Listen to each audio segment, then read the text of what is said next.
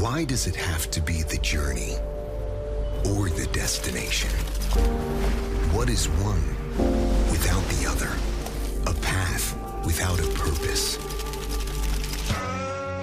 31 years ago, this country opened its arms to a game it barely knew. I don't know anything about the World Cup. That's a soccer? As in, like, English football? A language spoken everywhere, but here. Kiss, like this, like this. With hands and feet! We walked, then ran, then chased down that road. The spark that caught fire.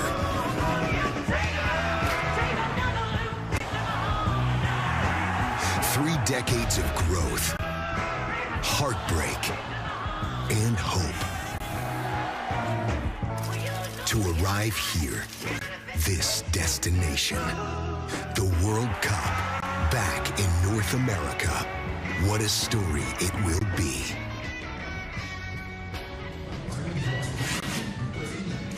The FIFA World Cup 2026 Final Draw Show on Fox is sponsored by Coca-Cola. Good morning from our snowy nation's capital as we sit less than 7 months away from the biggest sporting event this planet has ever witnessed. And today, a vital step in the run-up to next summer's World Cup. It is a star-studded affair here at the Kennedy Center.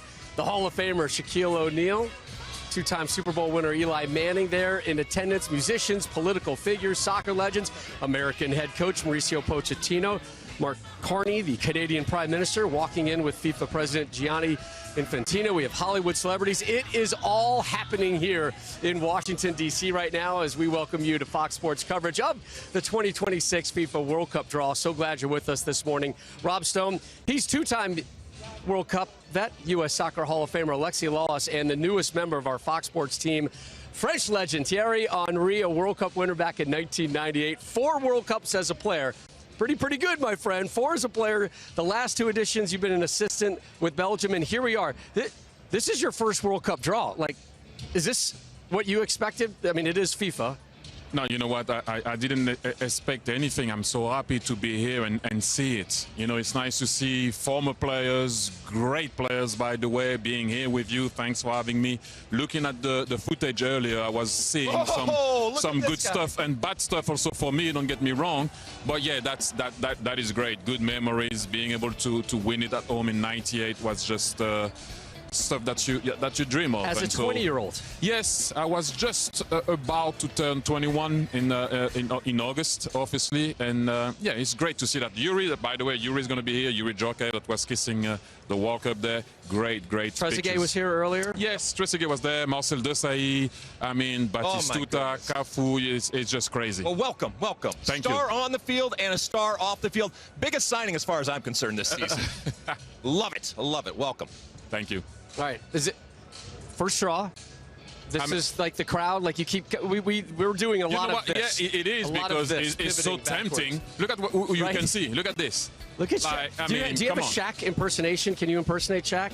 Now I can because I can't move so much, so I can maybe walk the way he walks. Heidi Klum is here. Look at this, Rob Stone. Wow. An extravaganza, my friend. A spectacle, the likes of which we've never seen. We got mascots. We got former U.S. women's national team players. We got celebrities. We got musicians. We got comedians. We got politicians. We got all sorts of stuff. And then, my friend, it's going to get very real over the next couple hours. We are here for the World Cup draw to find out where all these nations are going to be placed and who they're going to meet in next summer's tournament, which takes place in 16 different cities across North America. North of the border, Toronto, Vancouver, those 2 cities hosting the matches in Canada. Mexico, they are represented by Monterrey, Guadalajara, and of course the capital, Mexico City, which is the site for the opening game on June 11th. The U.S., they begin their campaign in L.A. the following day. You see the other cities along the western seaboard, and then you go east, and the final will be held in the New York, New Jersey area. Unlike '94 when DC hosted games, they won't this year, but the eyes of the sporting world clearly on the district and the legendary Kennedy Center today.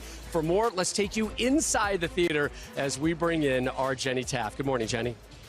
Rob, thank you so much. Well, so much excitement building here inside the draw hall. Every seat behind me will be filled. I know you guys mentioned it. We have celebrities. We have so many world leaders. We have soccer legends. We're all here for the same reason, that is to celebrate the beautiful game that we all love. Now, when I got here this morning, I was able to witness some great music acts, some rehearsals, some more to come there. And then I watched our very own Tom Brady and Shaq hugging on stage. Gretzky and Aaron Judge were catching up, and it hit me. We have the best of the best from every single sport represented today. We're all here for the same reason. We're here for the World Cup. We're here for the draw, and we're just getting started. Yeah. Woo! So much more to come here. Chad Johnson just coming by and saying hello to all of us. Yes. Here's how it plays out today. All the nations involved in the draw have been divided up into 4 seeding pots based on FIFA rankings. The exceptions being the 3 co-hosts, U.S., Mexico, Canada. They are placed in pot 1. That is a huge perk as they will avoid the top 10 ranked teams in the group stage. 42 nations are booked. The 6 playoff teams will be finalized in March. They are all in pot 4. Each group can have at most 2 European nations and no more than 1 from every other region. Let's take a look at the pots right now. See Canada, Mexico, U.S. on top of pot 1. Spain, defending champs Argentina, they are the highest ranked teams in the tournament. If both win their groups, they cannot meet until the final. They have been separated, kind of like a March Madness field. Pot 2, it includes your 2018 runners-up Croatia as well as Morocco, who back in 2022 became the first African nation to reach the semifinals. Move over to pot 3, Erling Haaland and Norway, the headliners in that group. It's also where you'll find Scotland, who are back at the World Cup for the first time since France 1998. Curacao, the smallest nation by size and population ever to reach a World Cup. They sit in pot 4. First-timers, Jordan, Cape Verde there as well. New Zealand, the lowest-ranked confirmed team in the field. Time now for the U.S. National Team Report, sponsored by The Home Depot. Here now, former U.S. International Stu Holden with current U.S. head coach Mauricio Pochettino. Mauricio, here we are at the draw, moments away from finding out who the U.S. will play next summer. Have you had a moment to take in the scene? What is this like for you? This is your first time as an international coach, and we'll be coaching at a World Cup. Yes, it's my first time, and I am so excited, looking forward to it. I think we are so with adrenaline now, waiting for the moment for the draw, to know your opponent. But in the same time, enjoying because it is a unique event.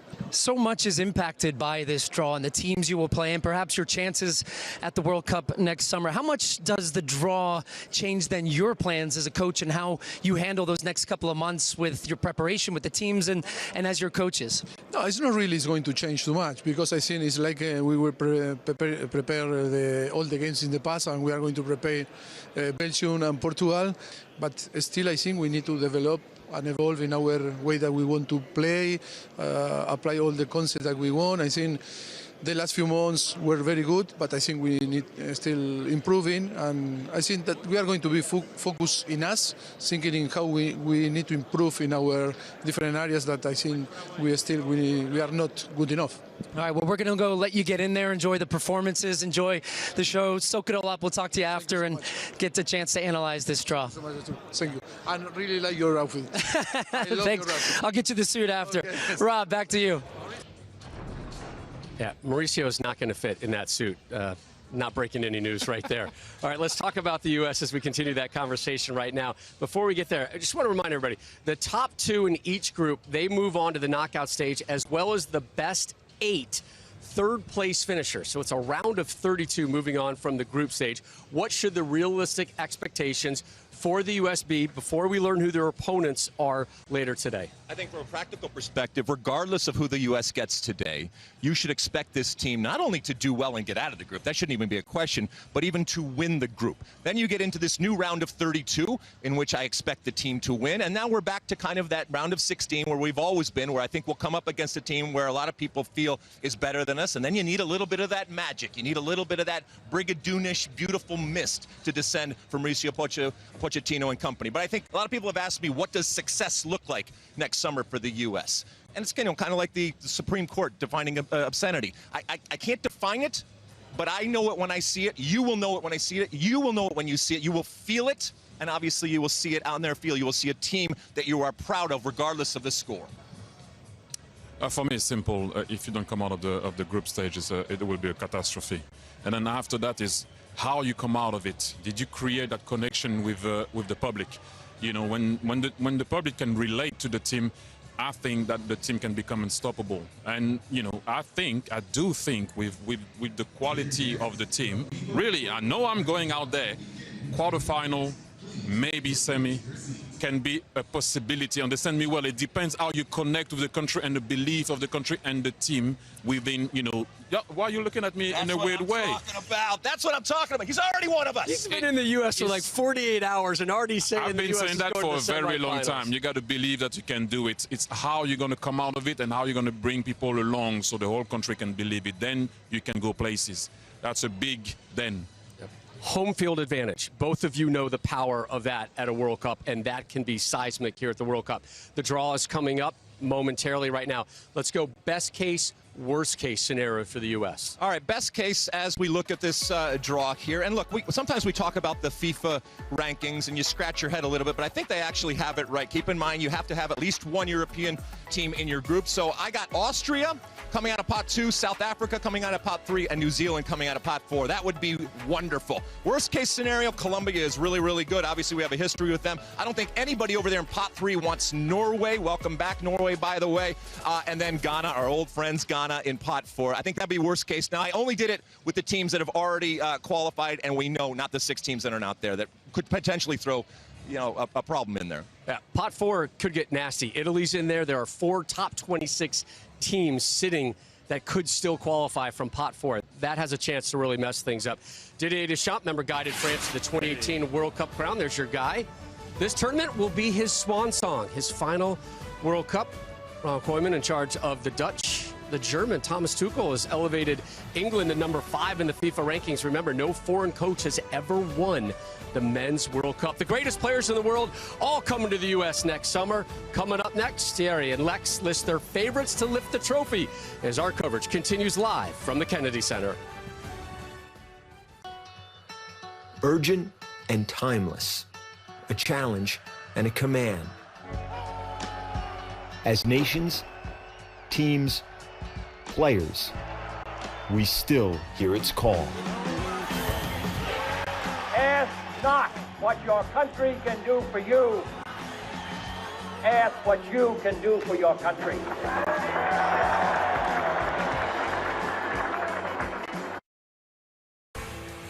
The Men's World Cup Final. Oh boy, here we go. Messi's moment, potentially here. Messi scores! Messi, Alvarez on the run. Di Maria! The weight of a nation on his shoulders, and Lionel Messi delivers again.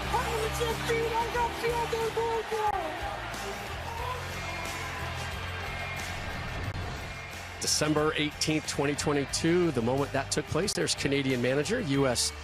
former international Jesse Marsch, Mauricio Pochettino ahead of the U.S. Argentina trying to become the first repeat champ since Brazil did it back in 58-62. There's the current Brazilian manager, Carlo Ancelotti, and his ensemble as we get ready for the FIFA World Cup draw. It's a lot of people he came in rolling with. Argentina currently second in the FIFA rankings behind your reigning European champs, Spain, France, England, 5-time World Cup winners, Brazil round out the top 5. We're going to hear from the OG, Ronaldo, in a moment. Croatia sitting at number 10. Remember, they're bumped down to pot 2 because of the 3 co-hosts getting pot 1 priority. Only 8 nations have ever won the Men's World Cup, 5 from Europe, 3 from South America. France won it with you, runners-up in 22. Where do you see your home country in the favorites pecking order right now? Top 3. Top 3. If you put, obviously, the said top 3 for France. If I took all of Thierry Henry's money, and we know that's a lot of money, all right, and we put it on one team to win, who are you putting it on? Still France because of the depth of the squad. And that's not necessarily your heart, that's your head talking. Yes, you need to have a good bench. Hopefully, we will have one. If you look at the players that you have in the squad to go all the way through. Obviously, I'm French. We all know that, but I'm talking with not only with my heart. Yeah, I agree that Spain, France, and Messi with Argentina. Oh, by the way, not just defending or attempting to defend the World Cup, but also in his new neighborhood, in his new backyard here in the United States, and all that attention and all that pressure. Ronaldo with Portugal. Portugal, really, really good team. But Rob Stone, Thierry Henry, it pains me to say this. Here it comes. Publicly. England is really good. They are really good, and they are coming to our shores next. States, I do not abide. I will not have that. Anybody but England. However, they are very good. They are good. They are good. Low title, Cannot, you say 1966. cannot win it. Wow. That's No, they can win it. He just saying. No, I cannot have them winning it here, Thierry. Okay. Anybody else can win. I live there. I don't want any trouble. Where's your current residence right now, Thierry? London. Yes. I'm a Londoner. French. You love the English, right? Well, I'm a Londoner. Home. Okay. Spain won their lone World Cup back in 2010, the reigning Euro champs. They are your betting favorites for next summer, according to DraftKings. Brazil legend Ronaldo. What do you call him?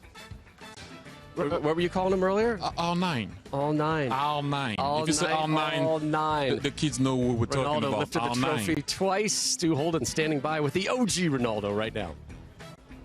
What are your expectations for this Brazilian team? We have a big expectation in Brazil about Ancelotti, about our team.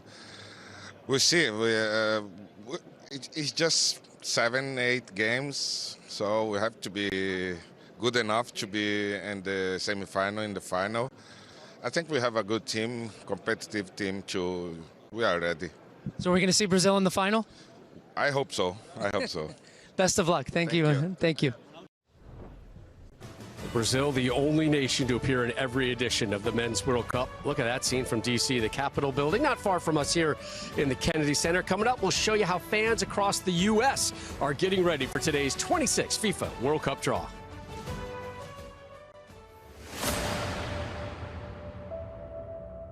Reality says the odds are stacked against us.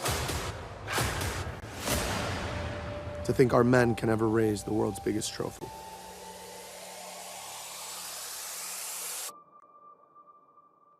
Be the first soccer team to beat them in football.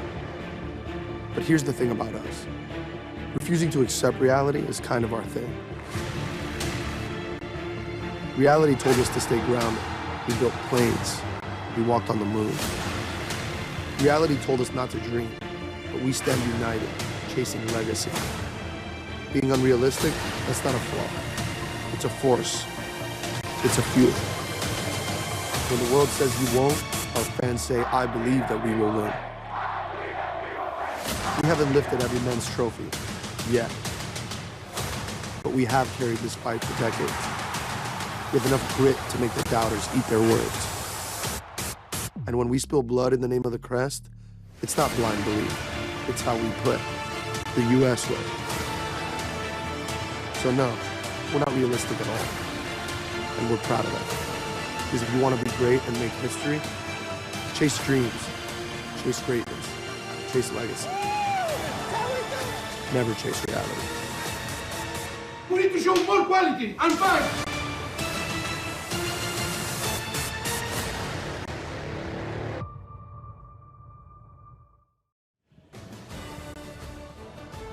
The FIFA 2026 Men's World Cup Draw Show on Fox, sponsored by Coca-Cola. Order Coke and McDonald's with McDelivery in the McDonald's app to celebrate today's final draw. We at Fox Sports, proud, honored, and privileged to present the greatest sporting event on our planet. The U.S. gets let in to the coolest club out there. Alexi How is it that Sweden did not take Zlatan? Or Zlatan didn't want to go to the World Cup. Money for everyone. So many legends at the Kennedy Center today. Ronaldo, of course, won the World Cup in the U.S. in '94. The divine ponytail is still hanging in there. Roberto Baggio, your former manager. Arsene Wenger here as well. Let's check in once again with our Jenny Taft. Rob, as you can see behind me, it is very busy inside the Draw Hall. We have celebrities, we have world leaders, we have soccer legends. Now, I just had a conversation with Mauricio Pochettino as he came in to find his seat. He is excited to be here. U.S. Soccer is actually seated right here beside me. And when everyone comes into the Draw Hall, they were given one of these to follow along. Everyone is excited to get this draw started and find out who everyone will be playing next summer.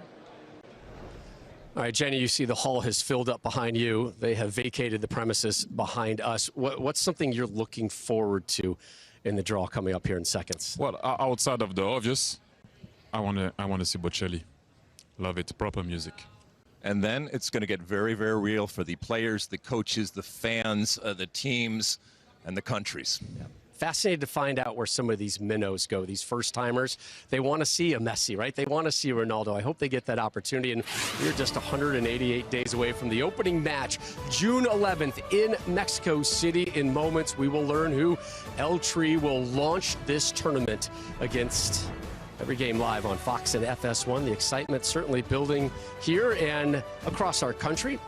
Take a look inside the Coca-Cola watch party at Cosm in Dallas, a great Cosm in LA as well. U.S. President Donald Trump here at the Kennedy Center. There he is with FIFA President Gianni Infantino. The start of the World Cup draw now just minutes away.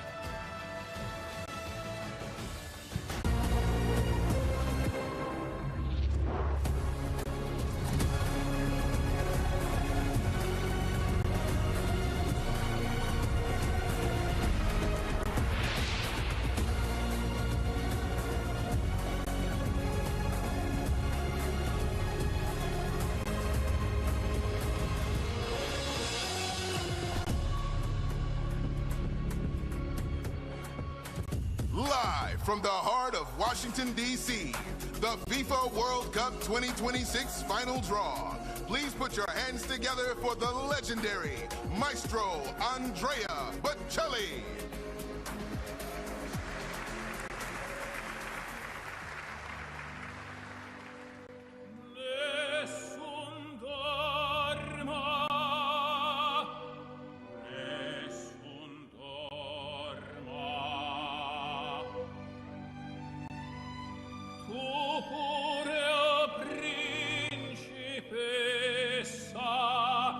Nella tua fredda stanza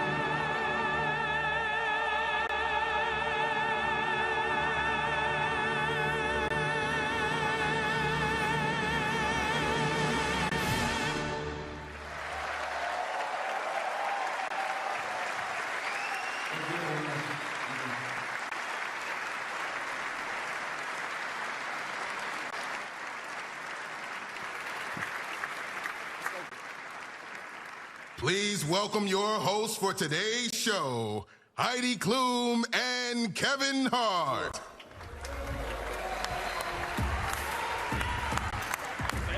Amazing, amazing. Bocelli. What a way to kick off the FIFA World Cup 2026 final draw. Yes, yes, yes. You guys can do better than that. Come on, what an amazing performance. Yes. Make some noise in here one Andrea time. Bocelli. I got goosebumps after that performance. Listen, wherever you're watching in the world, I want to say hello. I want to say bonjour, buenas tardes, and I want to welcome you guys to Washington, D.C. 6 months from now, the biggest sporting event in history will take over North America, the FIFA World Cup 2026. Yes, and the countdown to the tournament truly starts today with the draw. Yes, we're delighted to be joined by so many special guests here at the John F. Kennedy Center for the Performing Arts. And guys, I got to be honest with you, man. I'm so proud to be here as an American soccer fan. Wait, correction. I can't say that. I should not say soccer because I know what it's called. The rest of the world calls it football, and that's right, yes, it's football. I will refer to it as football. I want to let you guys know, I do know my Messi from my Michael Jordan, I know my Cristiano from my Steph Curry, and I know my Bellingham from my Tom Brady, okay? I'm educated. Funny you should mention Tom Brady. Now, no pressure, Kevin, but this draw is being watched by between 500 million and 1 billion people right now. That's right. You're welcome. Oh, my gosh. You're welcome. That's what I did.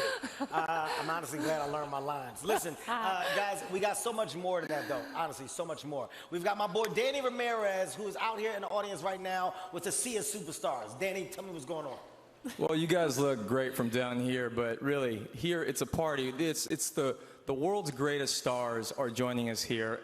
It's a who's who at the Capitol, and celebrities from the world of music, of film, and of course, the greatest footballers and coaches of all time. Roberto, hablamos en un poquito, and we got two-time Super Bowl champion Eli Manning. Eli, we spoke a little on the red carpet. Bring it up, bring it up. We spoke a little at the red carpet. How are you feeling? I'm feeling great. This is an amazing atmosphere and so excited. Nicole. Amazing. Well, again, we gotta talk some stuff later too. Jaime, ¿dónde estás? ¿Dónde estás, Jaime? Ahí te pasé. ¿Cómo estás? ¿Te sientes bien? Muy bien, muy bien. Muy feliz, muy emocionado de estar aquí. Es un evento importantísimo para definir cómo le ver a los equipos en este mundial. Perfecto. Bueno, and we have Wyclef Jean over here. Represent. Oh my God, you guys moved you around. How are you? I'm good, man. Representing Haiti, who have qualified for the World Cup for the second time in their country's history. Now back to you guys. Danny, I appreciate that. Listen, North America, guys, is where it's all happening from June 11th, because the greatest show on the planet is coming to Canada, Mexico, and the U.S.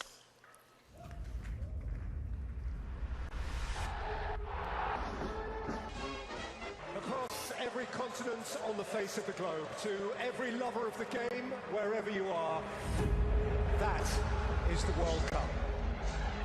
Yo pensaba en tenerle la copa a mi mamá.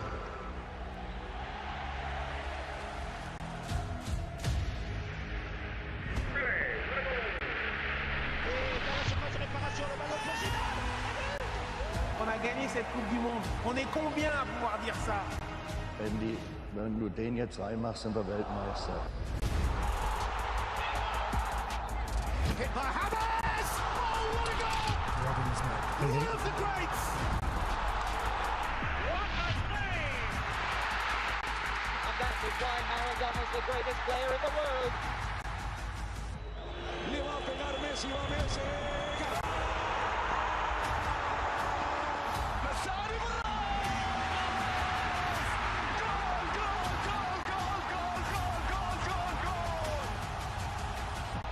Ne ho fatti molti, dico, ma quello ha ovviamente un sapore diverso.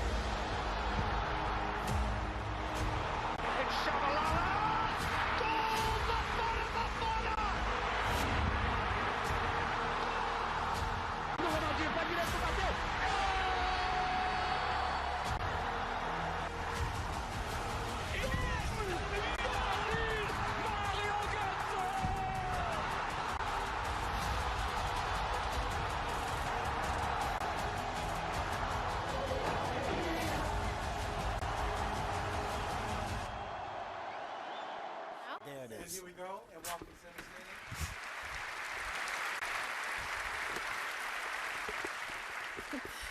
Well, we hope that got you in the mood. Oh, well, it had to. Certainly got me in the mood. Listen, whether you were on the field in the stadium or watching it from your couch at home like me, everybody remembers their first World Cup. Like so many Americans, it was the US 94 for me and the boys, okay? The boys getting through the group stage, Brazil coming out on top at the Rose Bowl. It was a tournament that honestly made me fall in love with the game of football. Well, for me, it is all about the German team that won in 1990. Lothar Matthäus, Andi Brehme, Jürgen Klinsmann, and obviously all coached by the great Franz Beckenbauer. Yes, yes. Der Kaiser. Okay, another one. I mean, look, and next summer we're talking 48 teams that will be taking part in the first time. For the first time, more players and more fans than ever before will get to experience the magic of the tournament. Please welcome football's #1 fan, the FIFA president, Gianni Infantino. Gianni. Hello, hello. Ladies first. Ladies first. Get out of here, Gianni. Come on. Good to see you, man. How are you, man? I'm good. Excellent. Hello. I didn't hear you. Hello. Okay. So, ladies and gentlemen, señoras y señores, mesdames et messieurs, welcome. Bienvenidos, bienvenue, benvindos, benvenuti, willkommen, ahlan wa sahlan in all the languages of the world.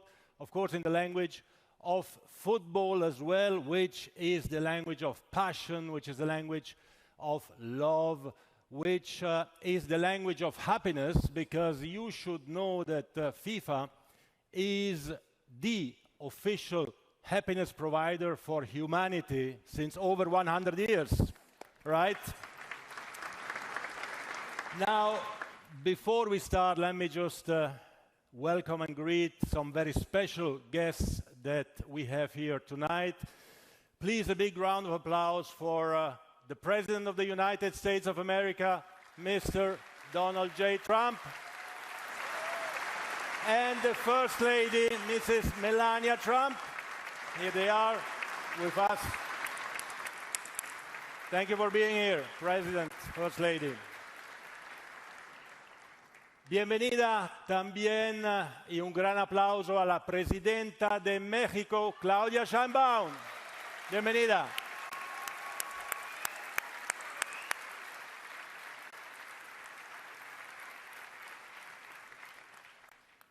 And, of course, a big applause as well for the Prime Minister of Canada, Mark Carney, and the First Lady, Mrs. Carney Fox.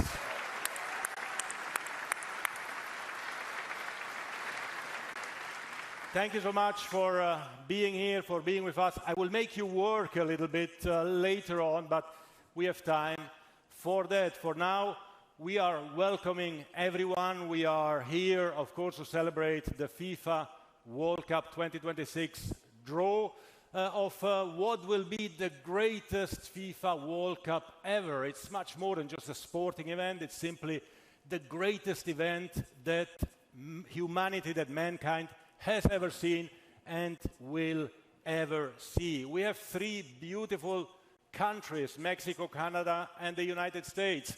We have 16 wonderful host cities. We have 48 excellent teams from 48 different countries around the world who will compete in 104 matches to become the one and only world champion. What an exciting summer from the 11th of June to the 19th of July that we will have here. This will be unique, this will be stellar, this will be spectacular, because we'll have 7 million people in the stadiums. We will have 2, 3, 4 times more millions of people coming to the US, to Canada, to Mexico, just to feel the vibe of the World Cup. We'll have 6 billion people watching the World Cup from home, from all over the world. So I will say this now in American, our American English, so that everyone understands me. This is like 104 Super Bowls in 1 month. This is the magnitude of what we organize, ladies and gentlemen. And today, of course, we are here to celebrate, to be happy. We always have to remember to enjoy ourselves.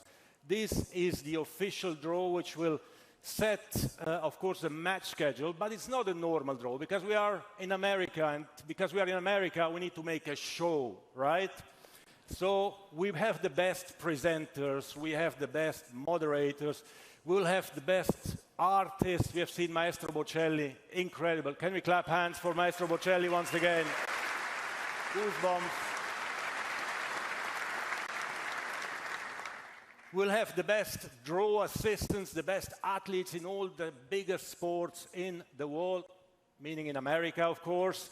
Of course, we have the best public here at the Kennedy Center.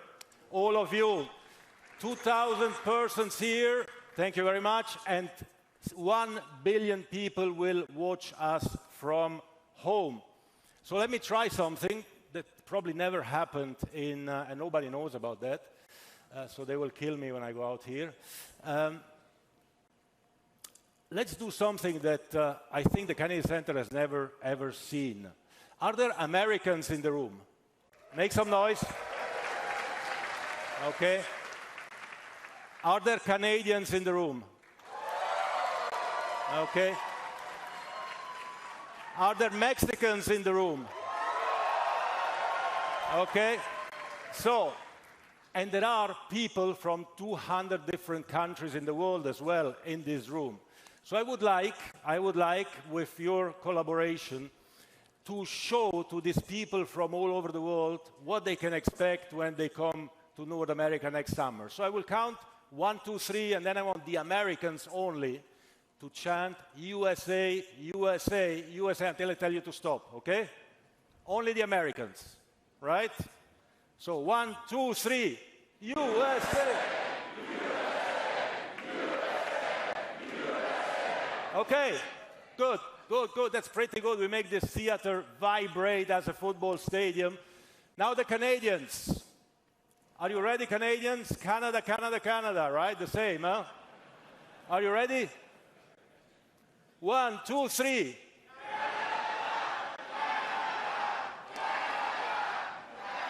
Good, good, good. Excellent, excellent. And now our Mexican friends. 1, 2, 3, México, México, vamos. 1, 2, 3.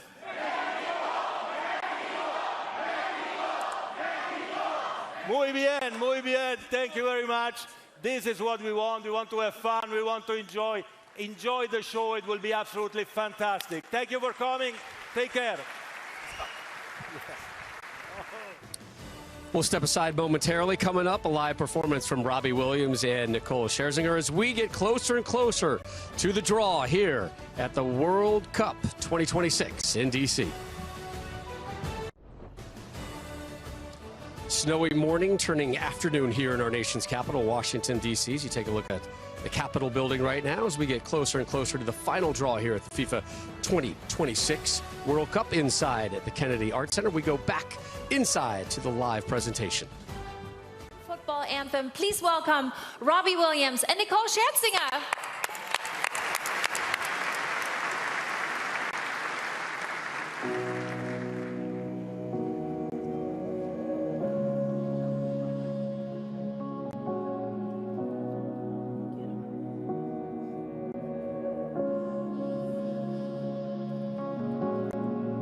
Dignity for the weak in the arms of the brave.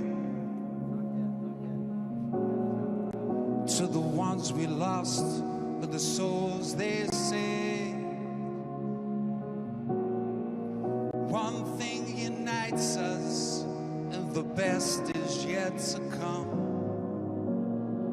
We know who we are and what must be done. Despite the fury, the hope, the hate. If the devil rides, we will make him wait. There's the law, and it's raging like a fire. You've got the ball, and you're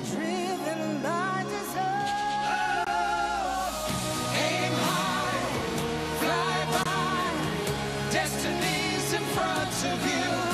It's a beautiful game and the dream is coming true. One love, one kind, this life's in love with you. You chase the sun and the world will run with you. Here's to the music we have to face. To the memories we know we'll make. Oh, when love is the law, you can pay to the fire. Oh, give me the ball. I'm driven by desire. Aim high, fly by, destiny's in front of you. It's a beautiful game and the dream is coming true. One love, one kind, this life's in love with you. You chase the sun and the world will run with you. Feel the light of 7 billion eyes. We're justified, and it's our time. Feel the light of 7 billion eyes. We're justified, and it's our time.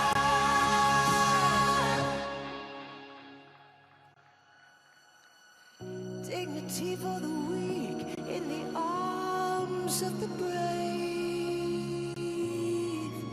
To the ones we lost and the souls they save.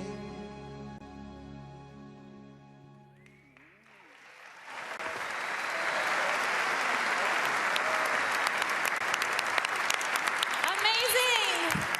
Wow. Louder for Robbie Come on. Williams and Nicole Y'all Chancellor. can do better than Amazing. Wow, love you. Washington, D.C., trust me when I say this, okay? That will be one song for the summer. The North American summer will trust me. They will bang. They will love it. Guys, what an amazing performance. Good job again. Good job. One more Good to see you. time. Thank you so much. Thank you. We'll go then. I mean, you can stay if you want. Please. Good job, Robbie. Listen, every great show needs an epic soundtrack, and add that one to your playlist because I promise you, once again, you'll be singing it later, man. What an amazing performance. Now, football is all about desire, passion, and talent. But as we've already seen, it stands for so much more.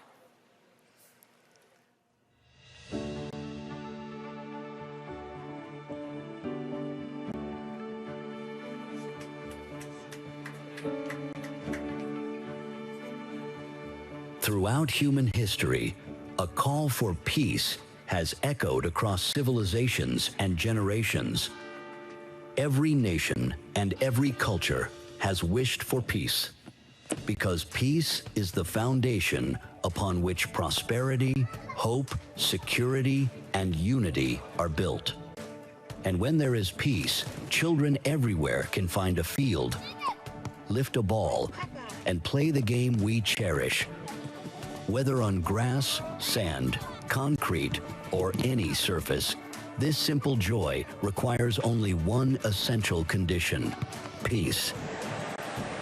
Peace creates hope, and football transforms that hope into unity, powerful enough to bring the world together. Today, we inaugurate a new global honor, the FIFA Peace Prize. This annual prize recognizes an individual who has taken extraordinary action for peace, and in doing so, helped unite people across the globe.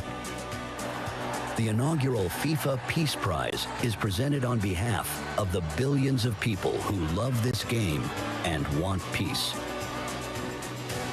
In this spirit, we honor a dynamic leader who has engaged in diplomatic efforts that created opportunities for dialogue, de-escalation, and stability, and who has championed the unifying power of football. on the world stage.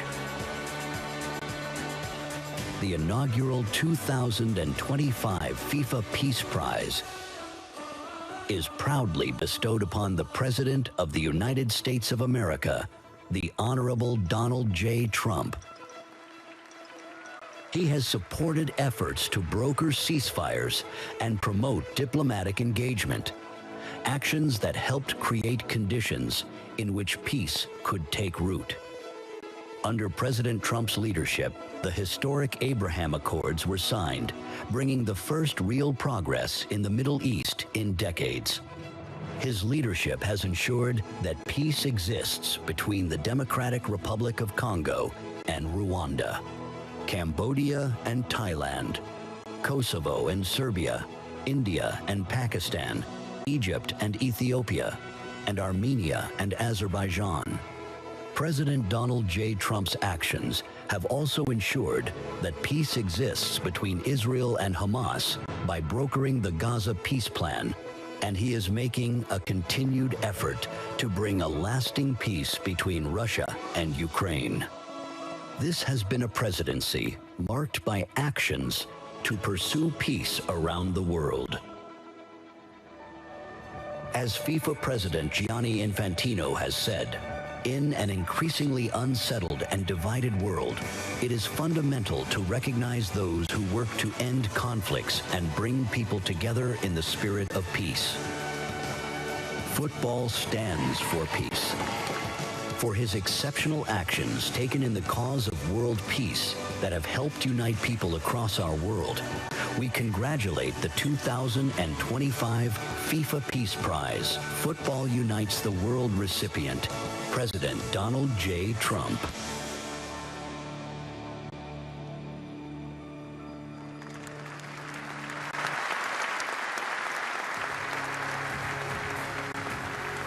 Please welcome 4 United States Marines and the FIFA Peace Prize. Football unites the world.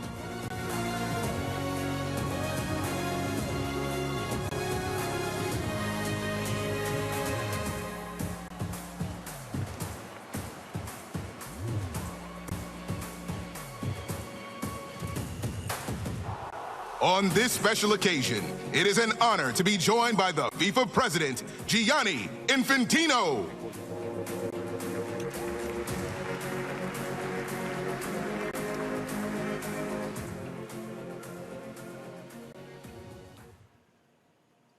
Thank you very much, and please welcome the very first winner of the FIFA Peace Prize, the 45th and 47th President of the United States of America, Mr. Donald J.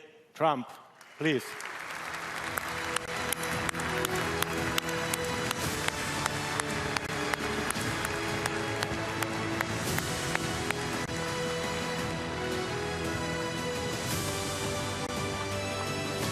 Thank you. Thank you, Mr. President.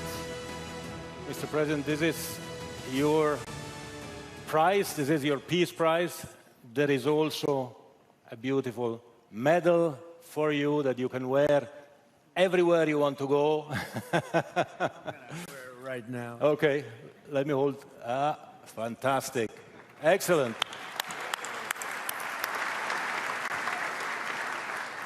And you will receive also, of course, a certificate which reads out, and I would read it out with your permission, what are the reasons for you receiving this FIFA Peace Prize, Football Unites the World. So the FIFA Peace Prize is presented annually on behalf of the billions of football-loving people from around the world to a distinguished individual who exemplifies an unwavering commitment to advancing peace and unity throughout the world through their notable leadership and action. And therefore, FIFA, the Fédération Internationale de Football Association, awards the 2025 FIFA Peace Prize, Football Unites the World, to Donald J. Trump, President of the United States of America, in recognition of his exceptional and extraordinary actions to promote peace and unity around the world. Friday, December 5th, 2025. This is the certificate. It's yours. Before giving you the floor, Mr. President, if I may say two words. Like everyone here in the room, we see images of war all over the world. And like everyone, we suffer for every child that dies. We cry with every mother that loses someone she loves. And we want to see hope. We want to see unity. We want to see a future. And I was lucky, Mr. President, to witness a few years ago the Abraham Accord signatures.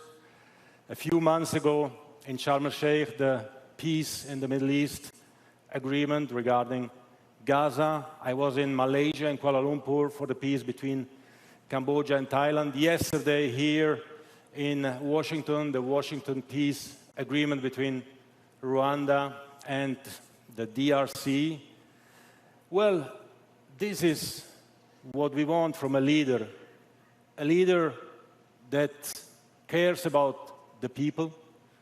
We want to live in a safe world, in a safe environment.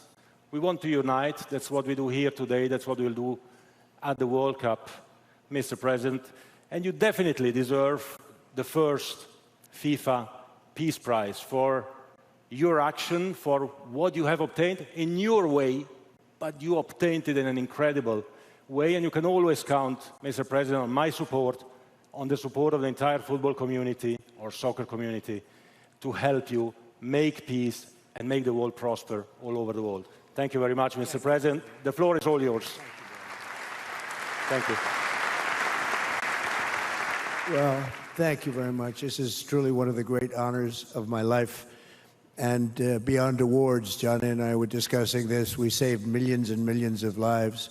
The Congo, as an example, over 10 million people killed, and it was heading for another 10 million very quickly. And it just, you know, the fact that we could do that, India, Pakistan, so many different wars that we're able to end, in some cases a little bit before they started, just right before they started. It was going to be late, but we got them done, and it's such an honor to be with Johnny. I've known Johnny for so long. He's done such an incredible job, and I have to tell you, you've set new records on ticket sales, and not to bring that up, because we don't want to bring a thing like that up right now, but it's an awfully nice tribute to you and to the game of football, or as we call it, soccer, but football, and that is an amazing thing. The numbers are beyond any numbers that anybody, even beyond what Johnny thought was possible. I want to thank, by the way, my family, my great First Lady, Melania. You're right here, and thank you very much.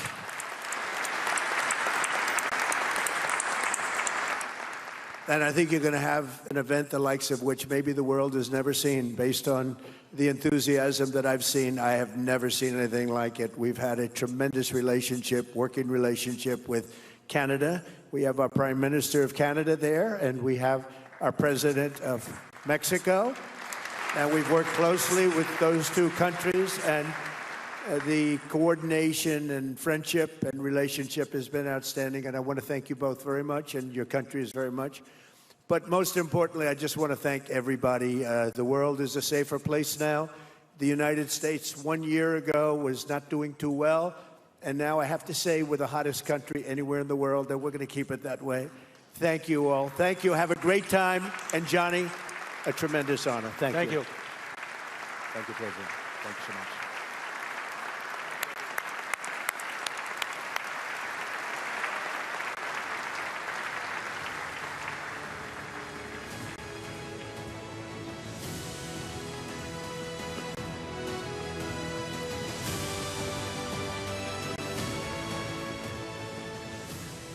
Now, the opening match of the World Cup in Mexico City is only 188 days away. We're delighted to be joined by so many great coaches here today. Every single one of them wants to add their name to football history.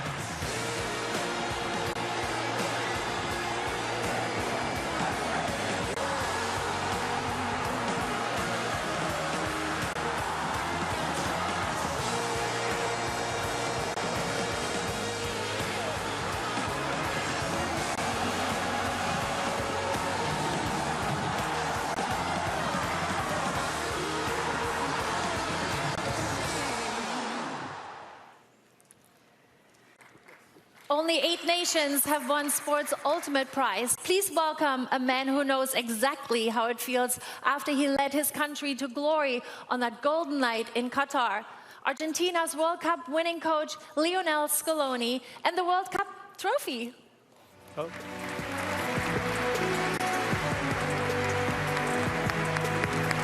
Hi.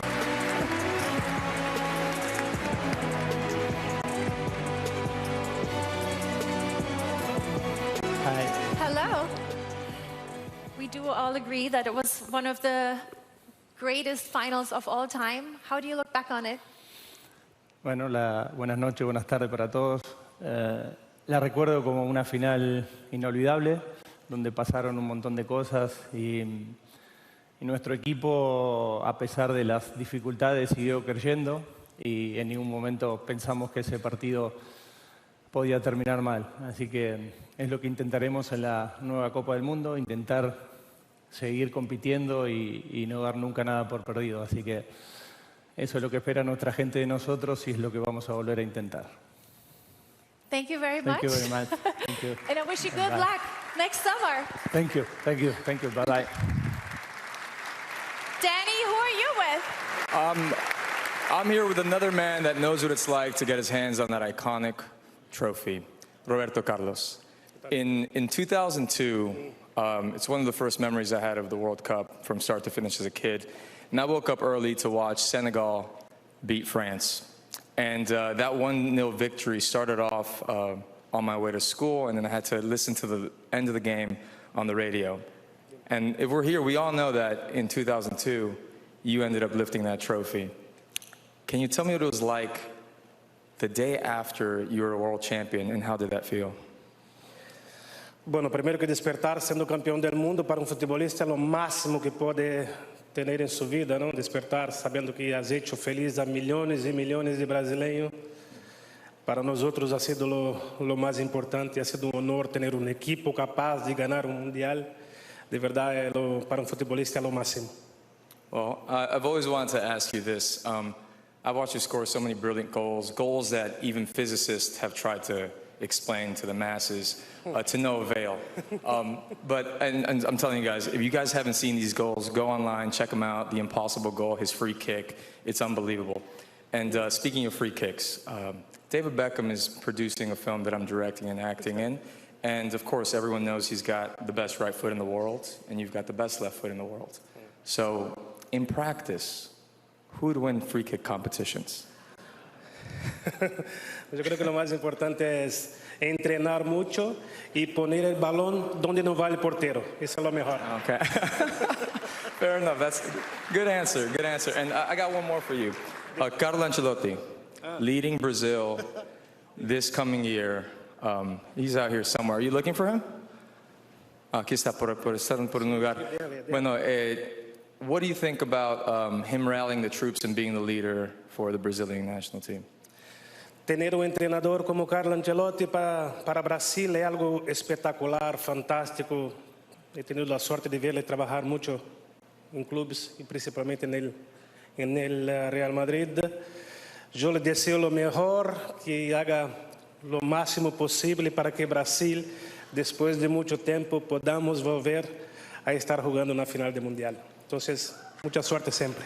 Amazing. Thank you so much. It's an absolute honor. Thank you. All right, so I'm not going to be the only one watching this. Nearly 2 million tickets have already been snapped up, and the third phase of sales for the 2026 World Cup starts December 11th. So go to FIFA.com/tickets for more. Back to you, Heidi. Thank you. Now, in 2026, the World Cup returns to North America for a 4th time. From the Canadian Rockies to America's Midwest and Mexico's Yucatan Peninsula, I know a deep love of football runs through each one of our 3 host nations.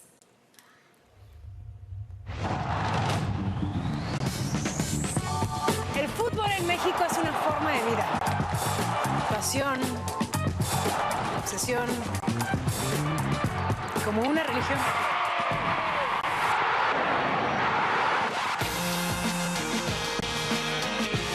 Soccer in the U.S. is box office, and we're used to seeing the biggest stars. In Canada, memories of 22 live on. We believe this is our moment.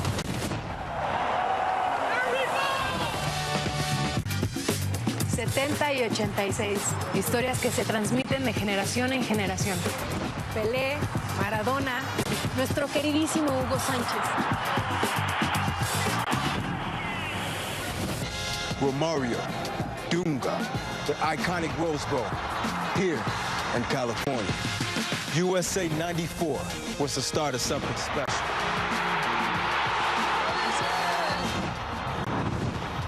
Our home FIFA World Cup stories are yet to be written.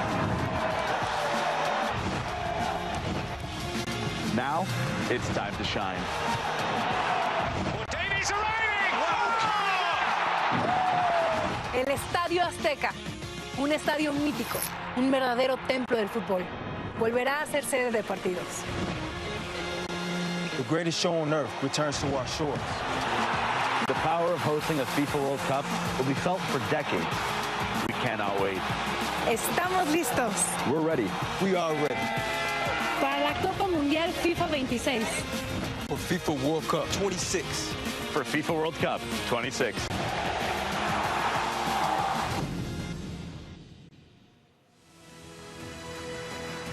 Please welcome back FIFA President Gianni Infantino.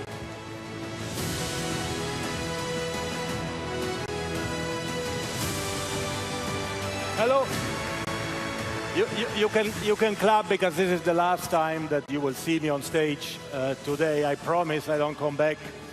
But actually, we are here. You've been reading a lot of things. I don't know how I should say that, to be honest. You've been reading a lot of things about the draw and who will be the draw assistants and who will make the draw and so on. Well, it all changed. We just had a meeting. We decided. We changed it all. We do the draw in a different way. We start now. Thanks God, I found 3 great draw assistants, and I would like to call them now on stage so that we can proceed finally with the draw. I used to make draws in my previous life, so I like that. And I call now the draw assistants. Please be indulgent with them. They don't have that experience to make draws yet. Here we are. First, please welcome on stage the Prime Minister of Canada, Mark Carney. Thank you, my friend. Yeah, you can go behind, yeah? Behind, yes.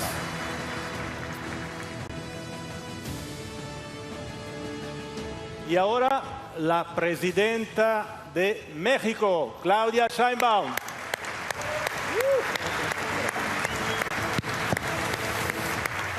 Buenas noches. Por favor, al lado del primer ministro. And now, the 45th and 47th President of the United States, Mr. Donald J. Trump. Mr. President, this way, this way. Or this way, whatever. You can do what you want. This is your place. Okay. So, this is the World Cup trophy. This is the official ball for the World Cup. And we are now going to do the draw, ladies and gentlemen. But before that, as is customary, there is always a question that the moderator asks the draw assistant. So I would like to start with Mr. Carney. How big a deal is it to co-host the World Cup for Canada? Oh. Difficult question, I know, but... It is the biggest of deals, Gianni. You know, it's the #1 sport for Canadian boys and girls. 2/3 of the country watched the last World Cup.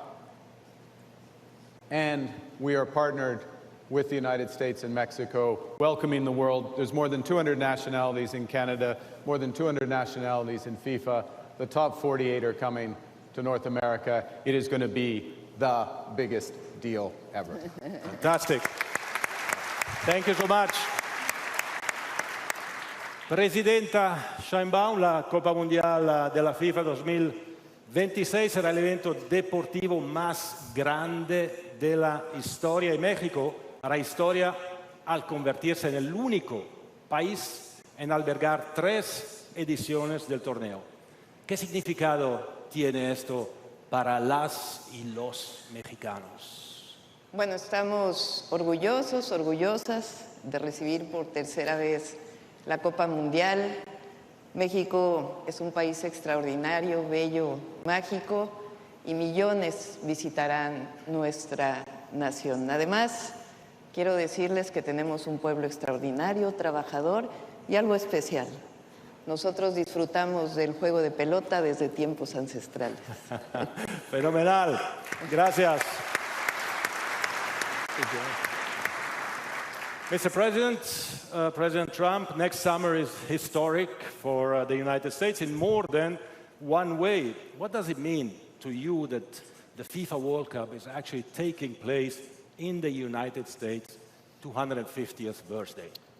Special. Well, for years, Johnny, they've thought soccer or football would be so big, so fast. And I remember, I shouldn't say this because it was a long time ago, but I remember watching Pelé play on a team called the Cosmos. Pelé, who was fantastic, as you know, I assume one of the greats. Oh, yes. And, Pelé. Let's applaud Pelé, please. One of the greatest. And he scored 3 goals that day. I said, that man can play. I was pretty young at that point, and who knew this was going to happen? But when you look at what has happened to football in the United States, again, soccer in the United States, we seem to never call it that because we have a little bit of a conflict with another thing that's called football. But when you think about it, shouldn't it really be called? I mean, this is football. There's no question about it. We have to come up with another name for the NFL stuff. Yeah. It really doesn't make sense when you think about it. It is really football. But who would have thought it would have come to a level where you've set your all-time season ticket ratings? Nobody's ever sold as many tickets, and you're still a long way from that ball being kicked down the field. So I just want to congratulate you.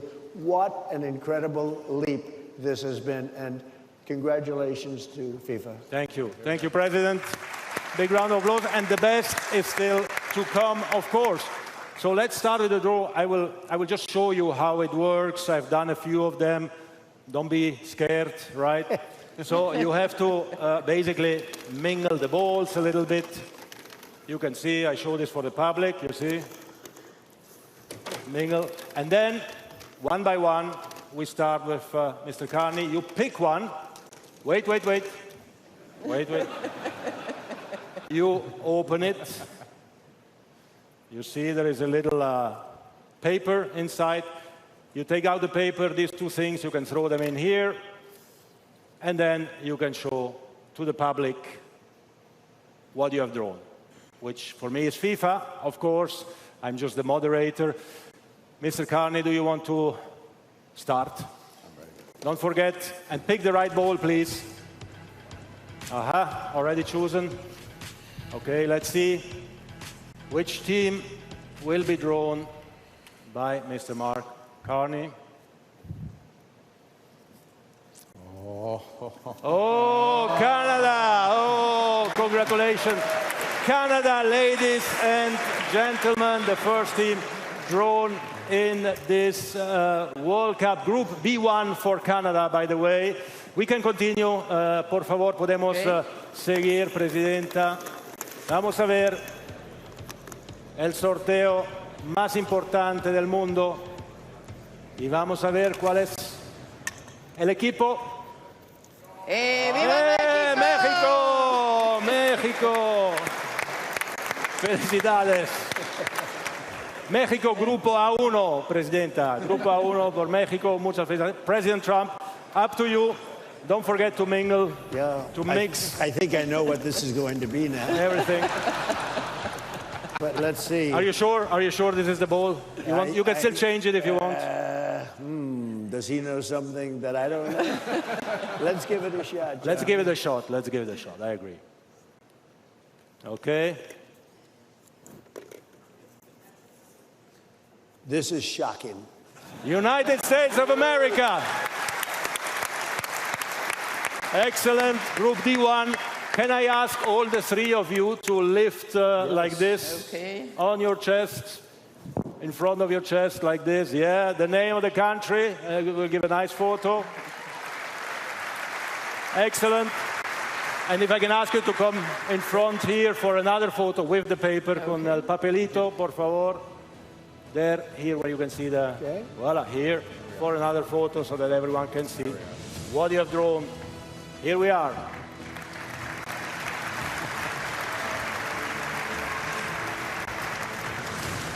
Thank you very much. Well done, congratulations, great assistance. If I may, take a selfie with the three of you. Okay. Come, come. Thank you very much. Thank you. Let's go. Thank you, everybody. So Mexico in Pot A, Canada in the B group, U.S. as preordained in the D group. A live performance from Lauryn Hill and the rest of the draw coming up from D.C. when our coverage on Fox returns.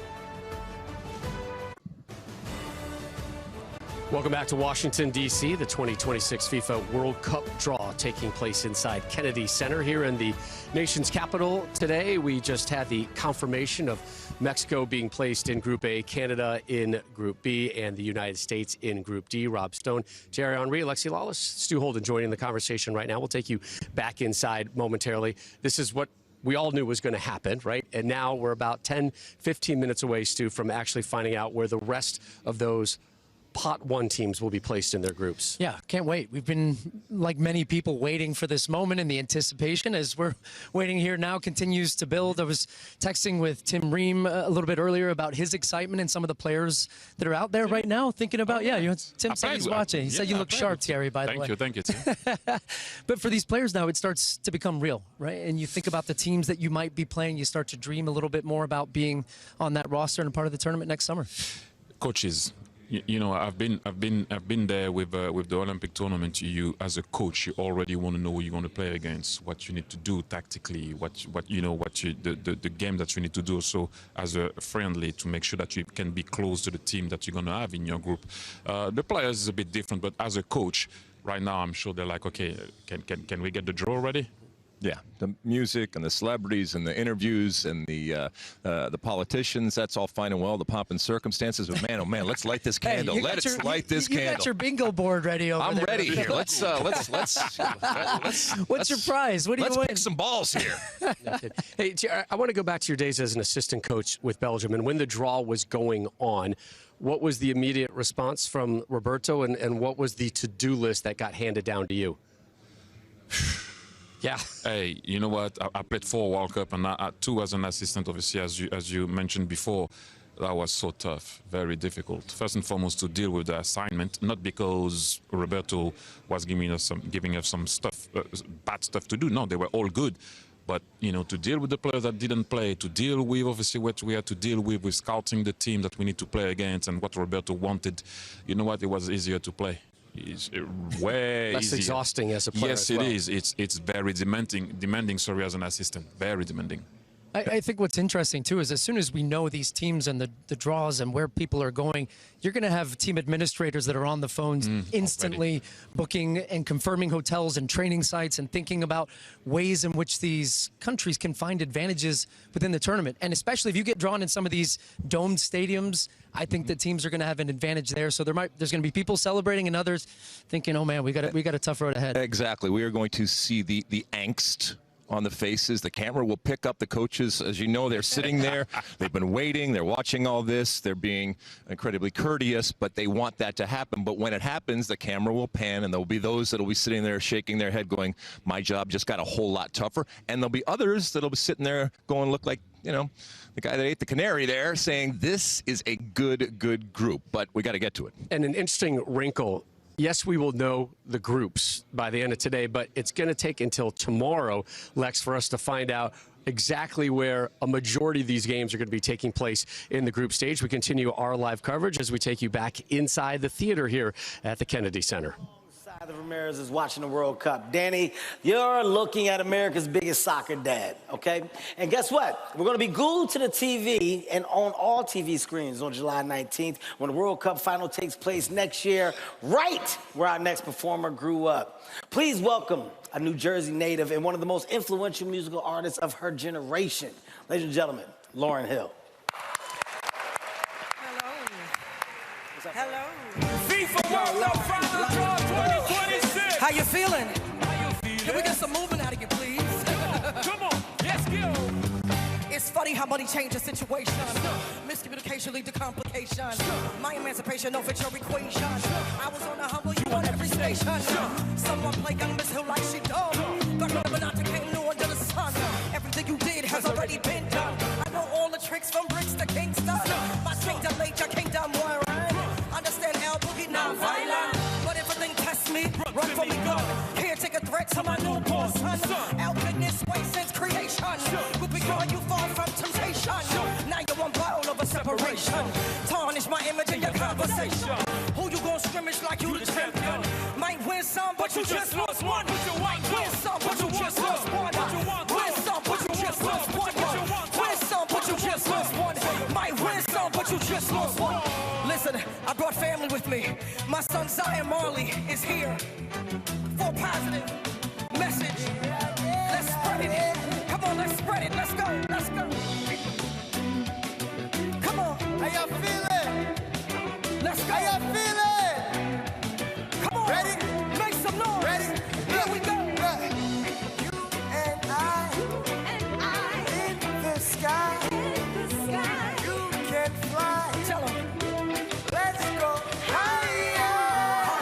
Won't let you take us down. Never let me break it down. No. Ready? Ready? Ready? Yeah, yeah, yeah. Let's go.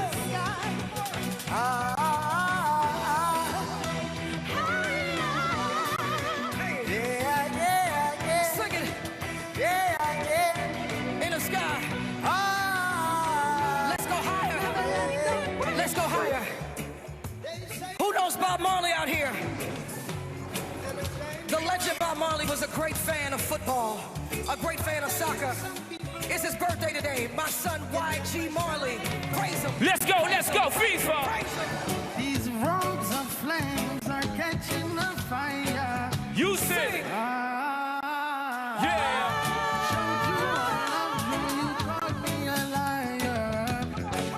Oh, no, no, no. Let's go. Baby, tell me where you gone.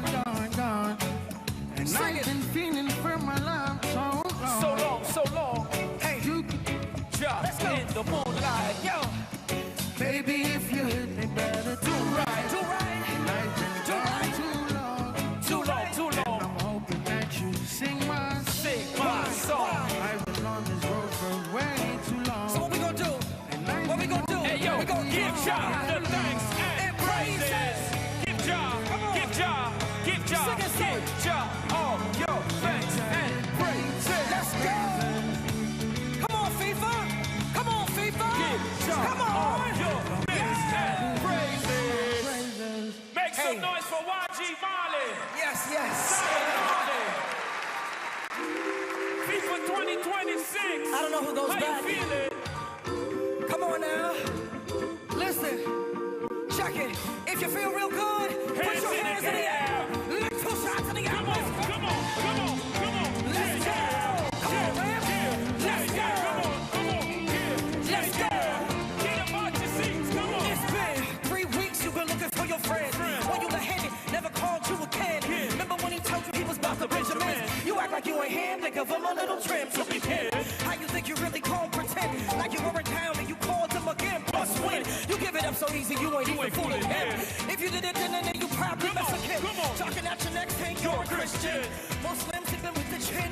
That was a sin after Jezebel in. Who you gon' tell when the repercussions spit? Showing off your ass cause you thinking it's a trend. Girlfriend, let me take it down for you again. You know, only saying cause I'm truly genuine. Don't be a hard rock when you really are a gem, baby girl. Respect is just a minimum. Joke is messed up and you still defending them. Hey, yo, FIFA, it's also human. The nigga had prepared to the same predicament. That is sit inside your head like a million women in Washington. Silly when girls sell themselves because it's in. Look at where you've been. Here we are, Europeans, straight nails of Mercury. Come again. Come on, kid. Come on, kid. Come again. Girls, you know you better. What you say? Watch out. Some guys are only about that thing.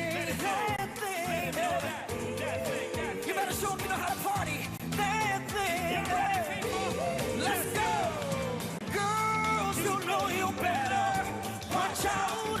Some guys are only about that thing. I'm telling you that thing. One love, y'all. Hey, watch out. Yeah. Yes. Make some noise for Miss Lauren Hill. Yes. International Worldwide. Love y'all.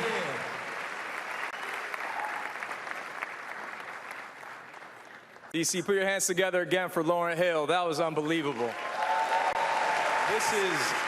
This is going to be an amazing tournament. I can't wait for that draw to happen. But we have here next to me two-time FIFA Women's World Cup winner, Carly Lloyd.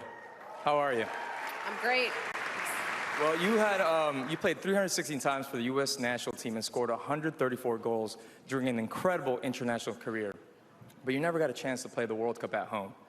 So the men's national team, they have the privilege and opportunity to do that. So how much support are they going to get? How fantastic is that going to feel? Well, look, you know, every soccer player's dream is to win a World Cup, to play in a World Cup. Our 2015 World Cup felt like we were home in Canada.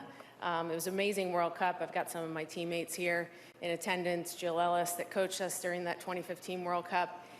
You know, this is going to be the biggest and best World Cup. I don't think that we all know what's going to come. And these players, U.S. players in particular, have to harness that opportunity. This World Cup on home soil doesn't happen very often. And, you know, it's going to be exciting. It's going to be amazing. The team had a really great last window. I'm looking forward to watching them play. But this is going to be an unbelievable opportunity that they have to seize. Amazing. Well, it's the impact that this World Cup is going to have on women's soccer is going to be phenomenal. What are the takeaways that you hope that at the end of the World Cup that impact leaves here in the U.S.? Well, we've seen every World Cup, you know, the footprint that it leaves, not just during the tournament, but afterwards. We saw it in 2015 in Canada, the way that our league exploded after that, the NWSL. The NWSL continues to thrive. I think it's just going to be great for both the men and women's sides. And like I said, we have to leverage that. We have to harness it. We have to take every opportunity. And it's going to have, you know, impact on so many generations to come. It's going to provide girls and boys with dreams of one day playing in a World Cup. Amazing. Well, thank you so much. And Kevin, Heidi, back to you guys. Thanks, Danny. Okay, we have the trophy. The 3 host nations have already been drawn. I think we're ready for the rest. Well, I mean, look, apart from one thing, I mean, we haven't said it, but you are a world-famous fashion model and a TV personality. Yes, come on, one time, Heidi Klum. One time, please, please. Stop it! I am America's funny guy who just so happens to have a comedy special on Netflix called Acting My Age. Go watch it.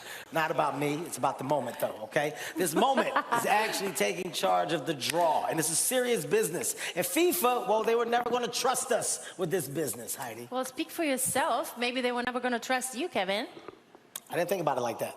I didn't think about it that way until you just said it, honestly. Well, fortunately, the boss found the perfect person.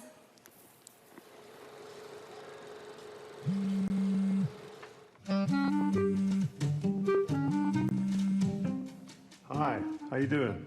Rio, we are so excited you are conducting the final draw. How are you feeling? Super excited, but a bit nervous too. Why? Because hundreds of millions of people will be watching? You played in front of big crowds. Yeah, but listen, this is different. I've got to remember all the draw rules and the protocols. Don't worry. I'm sure one of our new FIFA World Cup 2026 ambassadors can give you some great advice. They are incredible. I will put you in touch. Wait, but who are they? Oh, you will see. Good luck, Rio.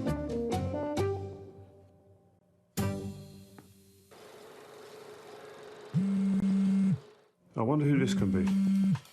Rio de Janeiro, FIFA Fio, KS2 Quieto. Matthew McConaughey.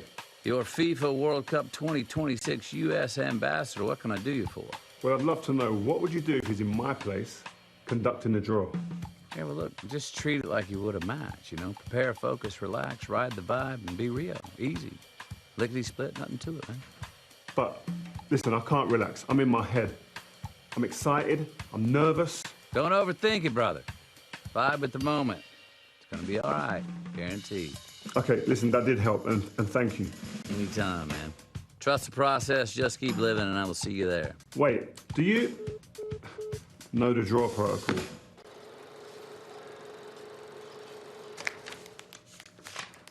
Hola, Rio. What? Rio, hello. Wait, how did you do that? Are you? Salma Hayek Pinault, acclaimed actress and newly appointed FIFA ambassador. Yes. Surprise? This is incredible. Congratulations. Yes, I'm incredible. Thank you. Salma, I need your advice. I'm a little nervous about conducting the draw. Oh, Rio, my advice is to have fun out there. You know, enjoy it. Feel the moment. But if you get stuck, I wrote a joke for you to warm up the crowd.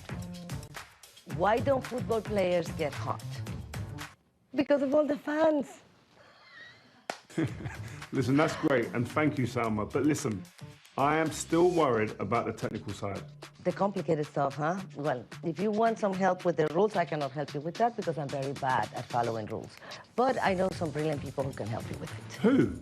Experts, like the best, like real experts. How will I? I will have them reach out to you, okay? Well, when? Oh, trust me, Rio, you will be amazing.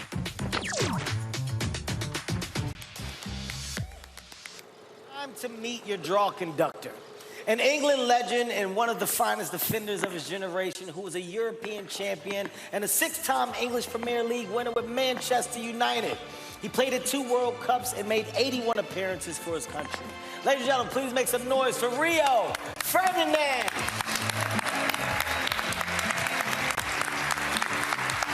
How you doing? How you doing, guys? Hello. See you again. How you We're doing? delighted Lovely to have see you. Hello. Thank you, thank you, How thank you. about that call from Matthew McConaughey and Salma Hayek, you know, to get you ready?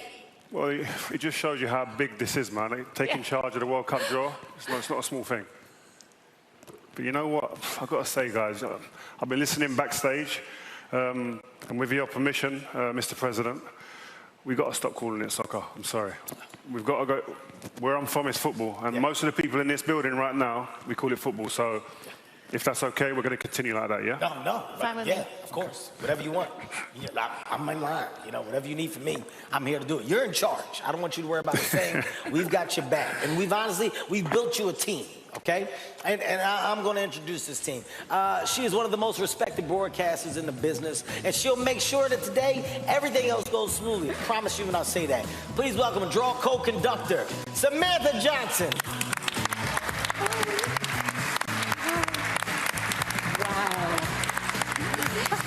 Welcome, Samantha. Thank you. Lovely to meet you. Hello, Hi. how are you? Great start to the Samantha. show. Oh my God, I'm so happy to be here. So honored to be here. Wow. So, Sam, Rio, right now, are you guys happy? Is it safe to say you're happy? Yeah, I'm ready to go. I mean, the only thing, I don't know who Salma was talking about, do you? Well, you mean the real experts on all of the draw rules? Sure, as Salma told us where you need to go.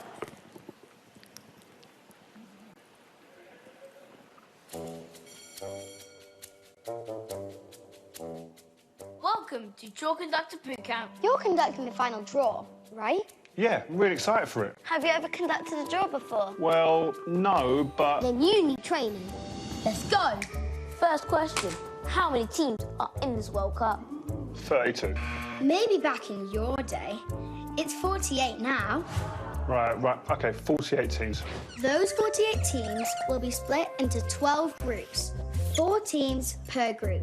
And all 48 teams have been divided into 4 pots, each containing 12 teams, which we've improvised for training. Ah, this is brilliant. The pots are based on the latest FIFA Coca-Cola Men's World Ranking as of November 19. Pot 1 has the top 9 teams plus the 3 host nations. Pot 2 has the next 12 highest ranked teams. It's the same for pot 3, but that has the next 12 highest ranked teams. And pot 4 has the next 6 highest ranked teams, along with 6 placeholders. Wait, placeholders? What are they? There are still 6 spots up for grabs at the FIFA World Cup. 6 spots? FIFA World Cup 26 playoff, 6 teams, 2 qualify. European playoffs, 16 teams, 4 qualify. Those are the 6 placeholders, and they'll be confirmed in March. Placeholders. Got it. Next, the 3 host nations. That's already been taken care of. Good news. They are in A, B, and D. The teams in pot 1 will occupy the first position in each group. And the 3 hosts are already placed. Your draw assistants will draw pot 1 first, then order pot 2, then pot 3, then pot 4. Straight through, 1 pot at a time. Rio, listen up. This bit is very important. Teams from pots 2, 3, and 4 will take a different position in the group they are drawn into. Depending on the group they are drawn into and the pot they come from, their position within the group will vary, either 2, 3, or 4. So you're drawing the group they go into, but not which position in that group. Got it. So your group position determines who you play in your first game, your second game, and your final game. Exactly! Now, an important rule. No 2 teams from the same confederation can be in the same group. So no 2 African teams together and no 2 South American teams together, right? Correct, but there's one exception. That doesn't surprise me. European teams. There are 16 European teams at this FIFA World Cup. So 2 European teams can be drawn into the same group, but no more than 2. European teams are the only exception. Noted. Now let's practice the actual mechanics. Rio, this is your line. Oh, please give the teams a good mix and draw the first team from pot 1. It's time for pot 2. Pot 3. Finally to pot 4. See, Rio, you've got this. How do you feel? Good. It's a lot to memorise though. But how did you guys all become experts? My mum reads me the full draw procedure every night before bed to help me fall asleep. Wait, where will you guys be during the draw? Can I call you if I need help? It's a Friday, silly. We'll be at school. Don't worry, you're gonna do great. I could not have done this without you guys.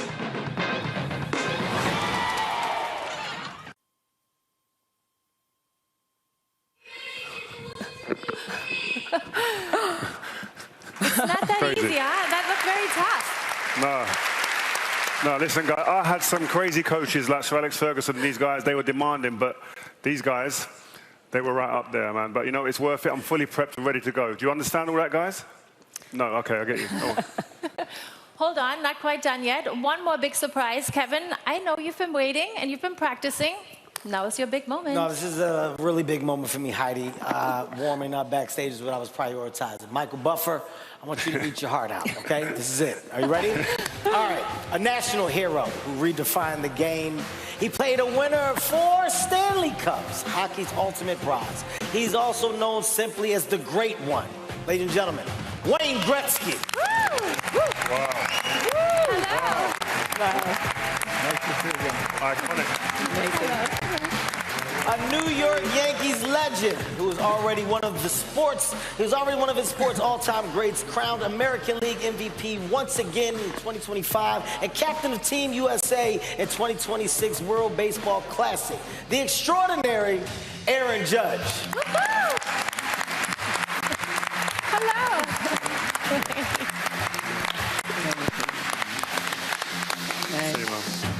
All right, not bad, not bad. I'm not sure Michael's going to be too worried about his job, though. I also have been practicing myself. Cue the music. A giant of his sport and one of the greatest basketball players of all time, a 4-time NBA champion. It can only be Shaquille O'Neal.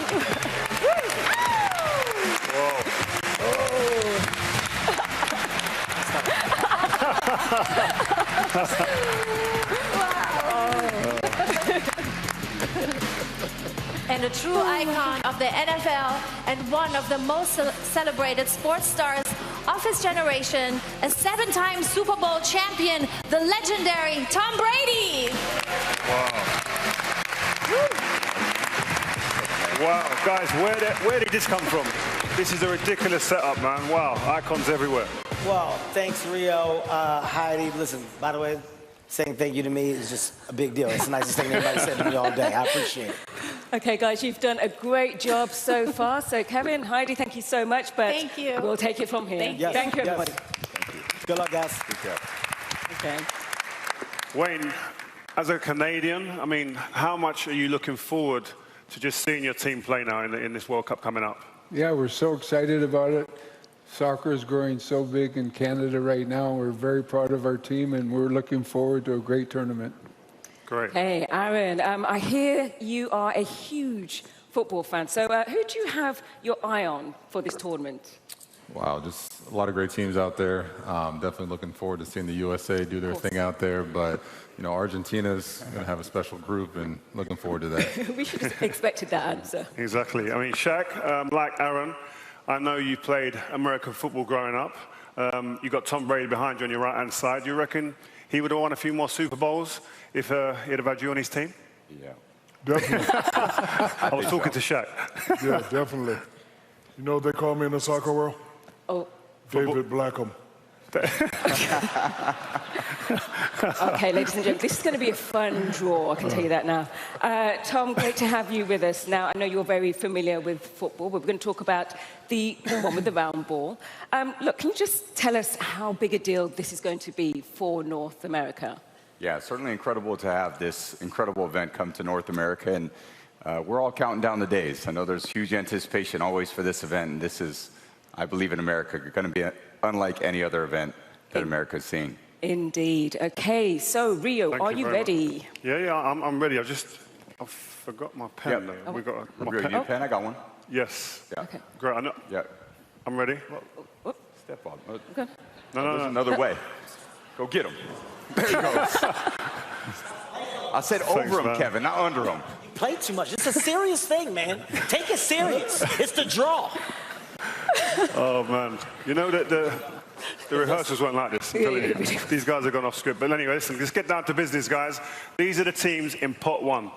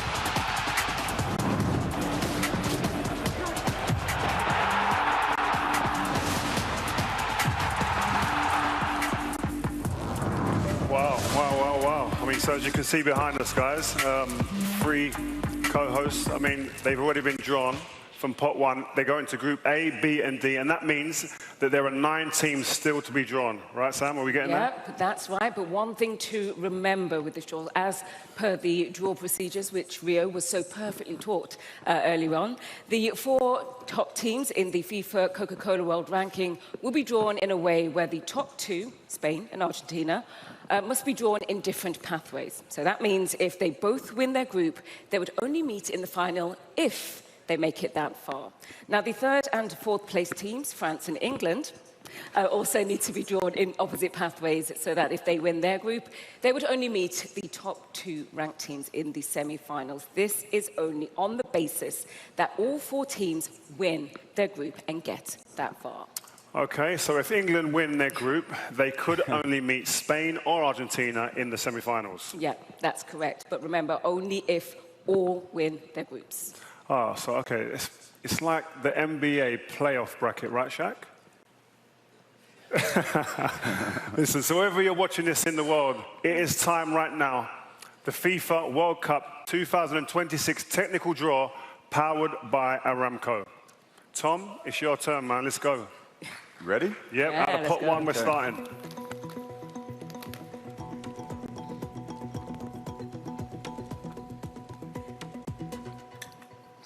All right. First up, Brazil.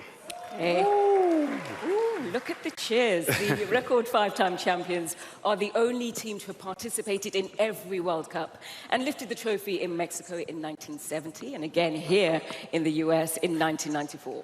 Carlos Ancelotti, his Brazilian team will go into Group C in position 1. Okay. Good start, that, Tom. Good start. All right. Next ball.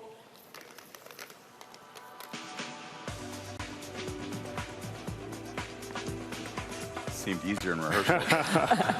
Okay. Next up, Germany. Yes, the 4-time champions and record 8-time finalists Germany are gearing up for their 21st appearance at the tournament. That's more than any other European country. Yep, Germany going to Group E in position 1. Okay. Okay.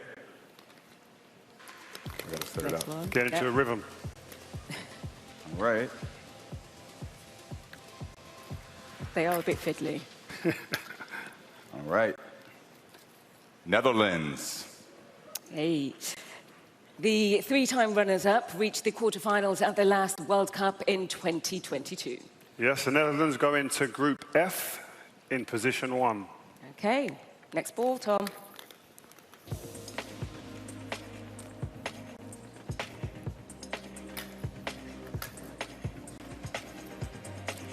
Belgium. The Red Devils have twice reached the semi-finals. They were 3rd in 2018 and 4th at Mexico 86. Yep, Belgium go into Group G in position 1. Okay. Okay. And again.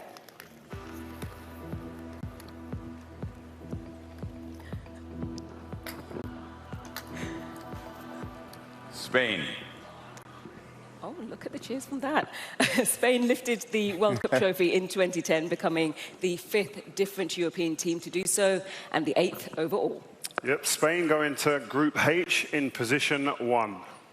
Okay. Okay. You're doing well. 4 more.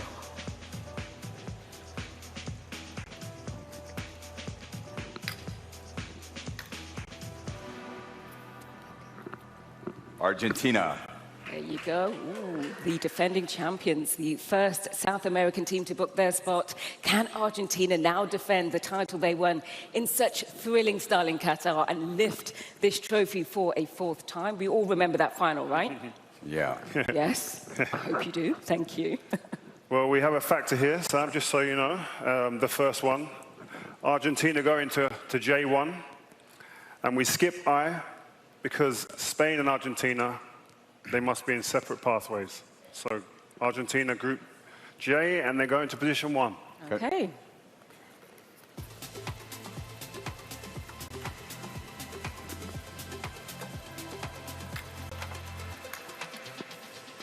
France.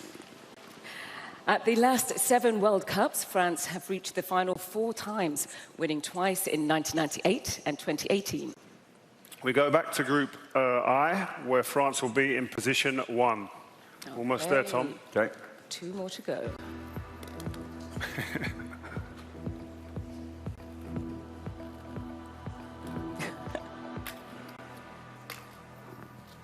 Portugal. Oh, wow, we have some Portuguese in the house. That was a great applause, great. Third on their debut appearance in 1966 and fourth in 2006, Portugal are heading to their 7th successive World Cup. Portugal going to Group K in position 1. Okay, 1 more to go. Last one. Okay, Almost there. you got it. We believe in you. Good luck to you 3. Oh my goodness. Yep. Rio. Yes. England. I was wondering where we were going to be out. And finally, England, the 1966 champions, were the first European team to qualify, winning all 8 games without conceding a goal. Yep. We're being neutral, right? Yeah, I'm being as neutral as I can be. Okay. Yeah, England go into Group L in position 1, and that caps off pot 1. So thanks a lot, Tom. Great work. Danny, where are you in the crowd? Where are you? There you are. Which superstar have you got now? I'm over here. I know you got a lot of legends up there, but I got one myself over here. Iker Casillas, 2010 World Cup winner. How excited are you? Yeah, bring it up. There you go. How excited are you for this World Cup? Bueno, pues algo maravilloso, algo que yo creo que es novedoso, que al final todo ha evolucionado para bien y cuanto más equipos, cuanto más gente pueda disfrutar de un evento tan importante como es este, yo creo que llega a cualquier rincón del planeta es bueno para el fútbol y bueno para las aficiones. Y ¿sabes que la última vez que ganaron estaban en Grupo H también?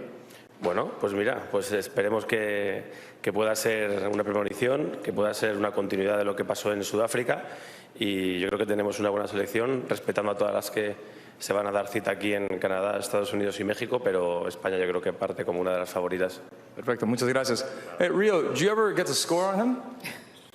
Pardon? What type of question is that, Danny? I'm a defender. Oh, I know, but you come up for headers all the time. Yeah, no, but listen. See what I'm saying? This Okay, weren't in the script either. guys, professional. What are you Let's trying to keep it do right classy. here? I mean, Let's keep it I'm going to talk to you later. Let's move straight on. We've got the big man, Shaq, on my right-hand side, ready to roll. And I'm sure everybody in here is waiting to see who their team's going to be playing. So, Shaq, take it away. No, BT. But here, wait, Shaq, one second. Stop. Here are the 12 team nations that are in pot 2 first. The video first.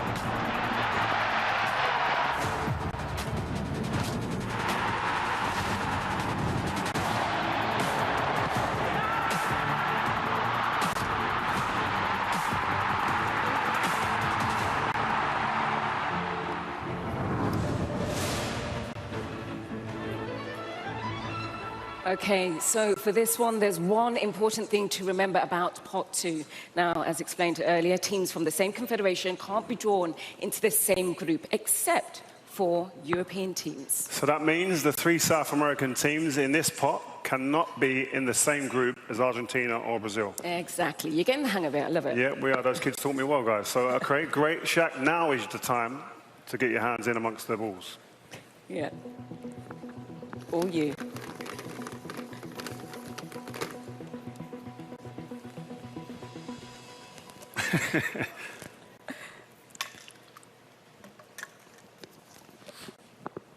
Korea Republic.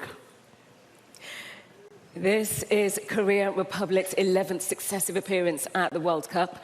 They famously reached the semi-finals as co-hosts in 2002. Korea Republic go into Group A in position 3, joining Mexico. Okay, let's go again, Shaq.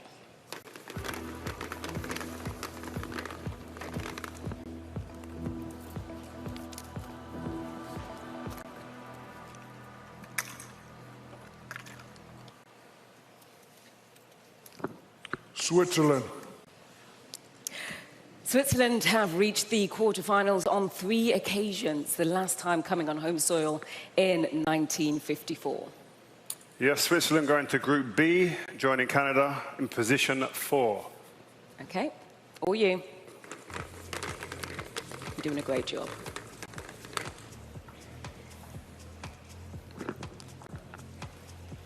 Crack it open, just crack it. Oh, yeah.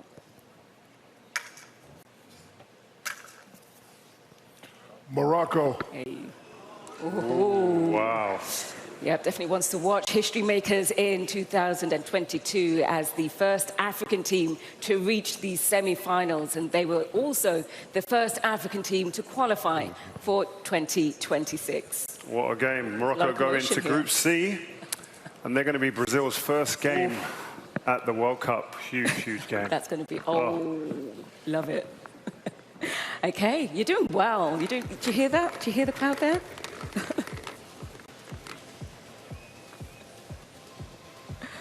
I think he's getting the hang of it now. Yes. Australia. Big noise there. There they are.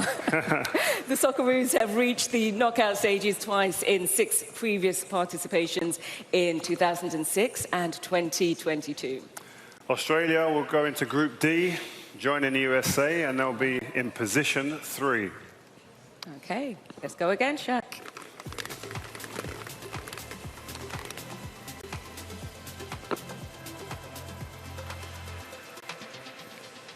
You got this. Ecuador. Okay. Second in qualifying with the fewest defeats and fewest goals conceded across South America, Ecuador are now heading to their 5th World Cup.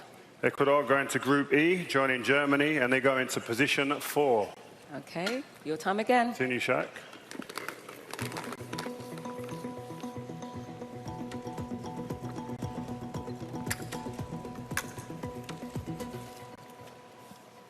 Japan. Samurai Blue were the first team to qualify back in March and have reached the round of 16 4 times, including in Qatar 3 years ago. Yes, Japan will be facing Netherlands in the first game in that group, in Group F, as they go into position 2. Okay, let's go.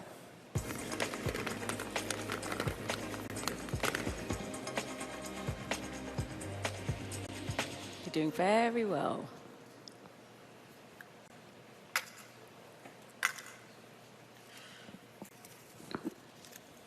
Islamic Republic of Iran. This will be the 7th time we see the Islamic Republic of Iran at a World Cup, and this is their 4th successive appearance. Islamic Republic of Iran go into Group G, and they go into position 3. Okay. Let's continue. Your time again, Shaq. Let's go.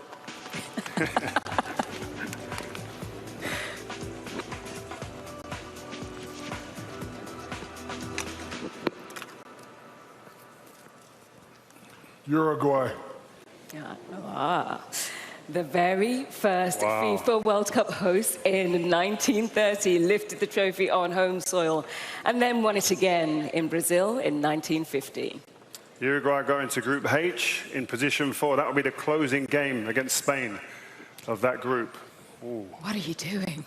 this is actually turning out to be good. Let's go. Yeah, let's go again. Picking out some good ones. That down.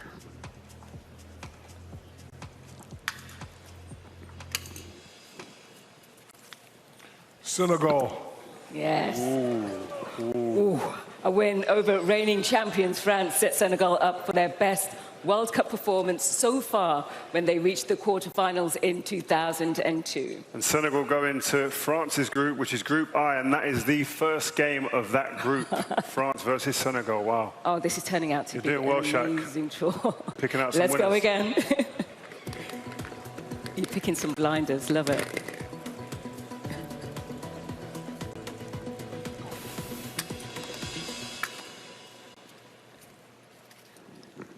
Austria. Okay. Austria finished third in the 1954 tournament in Switzerland and are back in the finals for the first time since 1998. Yeah, Austria, they join Argentina in Group J, and they go into position 3. Okay, 2 more to go. We're getting there. We're getting there.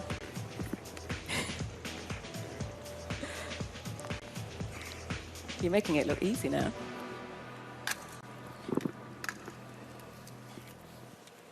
Colombia. The 2014 quarterfinalists come into the tournament with confidence after setting a new national record for goals scored when finishing third in the South American qualifying round. Yep, and Colombia, they go into Group K, into position 4. Final Joining ball. You've done it.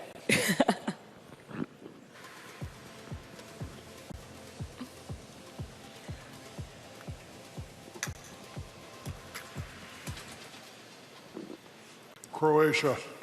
Wow. And finally, Croatia, the 2018 finalists. Croatia have twice won bronze medals at the FIFA World Cup in 1998 and 3 years ago in Qatar.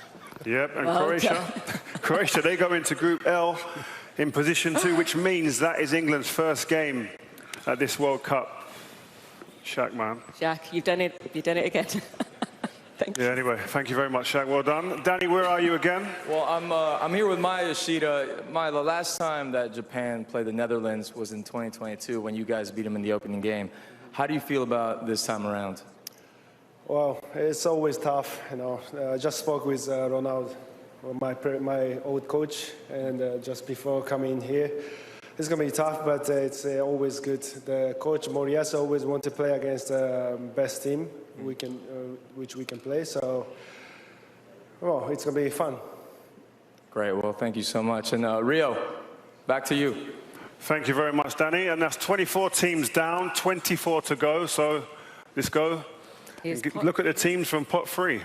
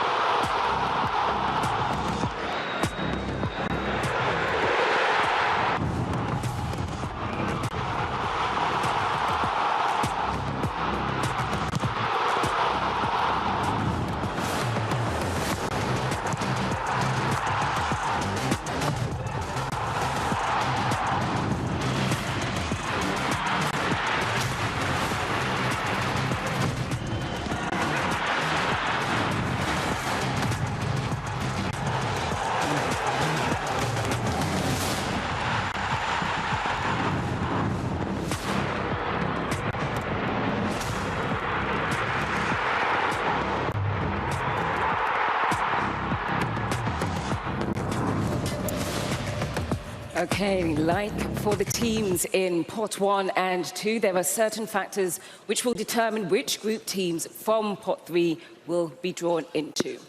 Yes, of course. There can't be more than 2 European teams in one group and not more than 1 team from another confederation. So don't forget that there's placeholders in pot 4 to take into consideration too, guys. Yep, that's absolutely right. Okay, right. With all that in mind, guys, Aaron, let's knock this out of the park. I got you. Let's do it. Let's do it.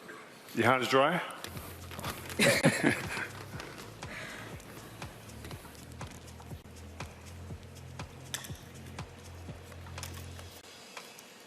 South Africa. Hey.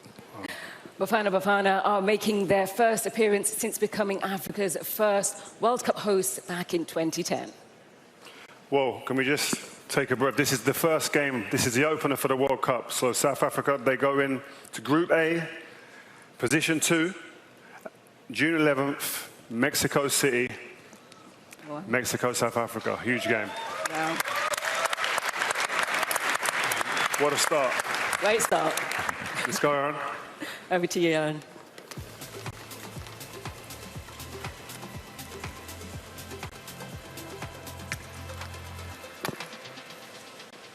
Qatar.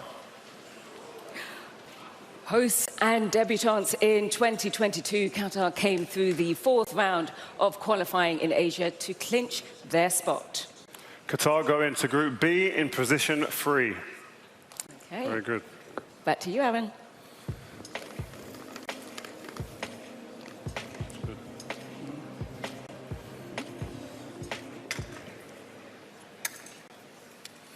Paraguay. Oh, wow. Wow. Okay. Paraguay are back on the global stage for the first time since reaching the quarterfinals in South Africa in 2010. I think we've got to explain, because I think people are getting this wrong maybe, right? So I've got a couple of things to explain. There's factors here.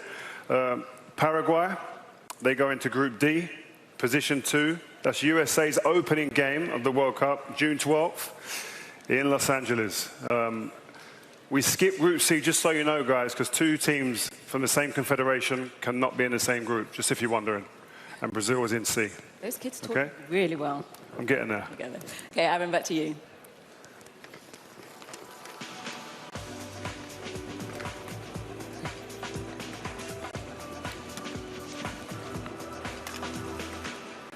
Cote d'Ivoire.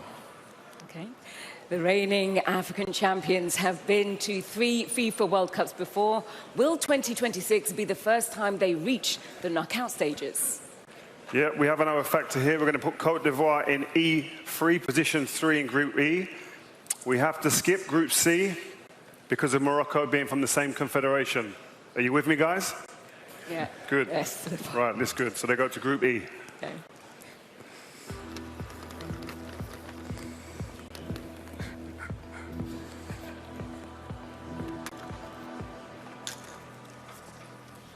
Tunisia. Oh. After 6 participations that ended in the group stage, Tunisia will be aiming to reach the knockout rounds for the very first time. Guys, we're going to have to skip again because Tunisia cannot go in the same group as Morocco, as we told you before, same confederations. So we go all the way to F, where they go into position 4. Okay, back to you, Aaron.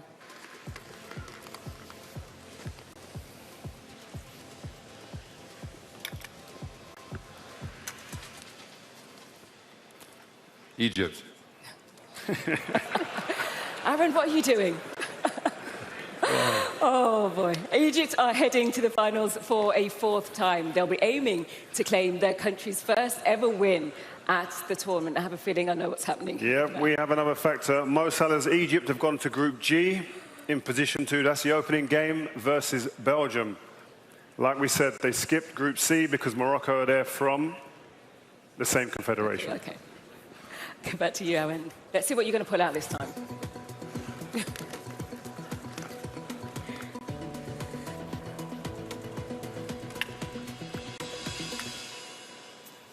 Scotland.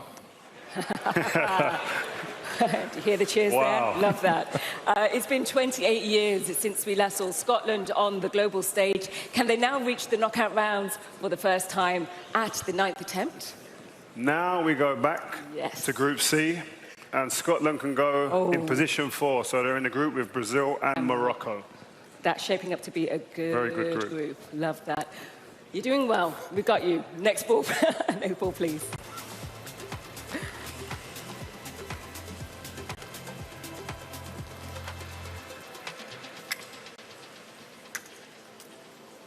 Saudi Arabia. Okay. Saudi Arabia were the only team to defeat the eventual champions Argentina at Qatar 2022 with a sensational opening game performance. Yeah, no one would ever forget that. But Saudi Arabia, they go into Group H in position 3, joining a very, very mouth-watering group of Spain and Uruguay. Wow, you're doing very well. Let's keep it going. Next ball, please. Very clean so far, Aaron.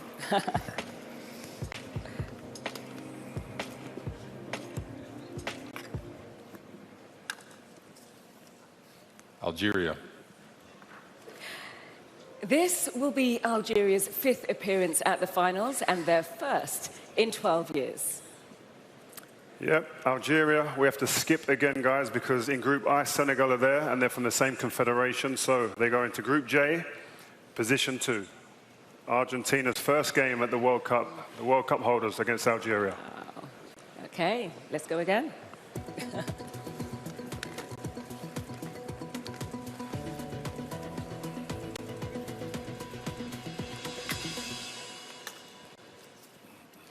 Uzbekistan.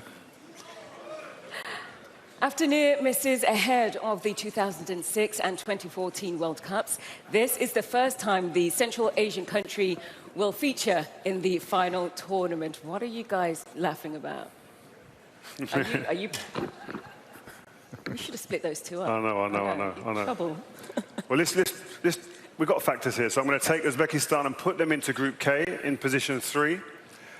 And we skipped I because of teams that are yet to be drawn. So we wait for them teams to be drawn in the next pot. So we're going to have to move on. Okay, and we'll wait for them. Back to you.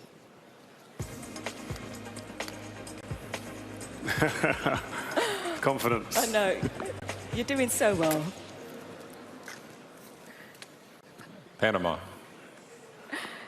Debutants in 2018, Panama are back at the World Cup and will now aim to pick up their first ever point at the finals.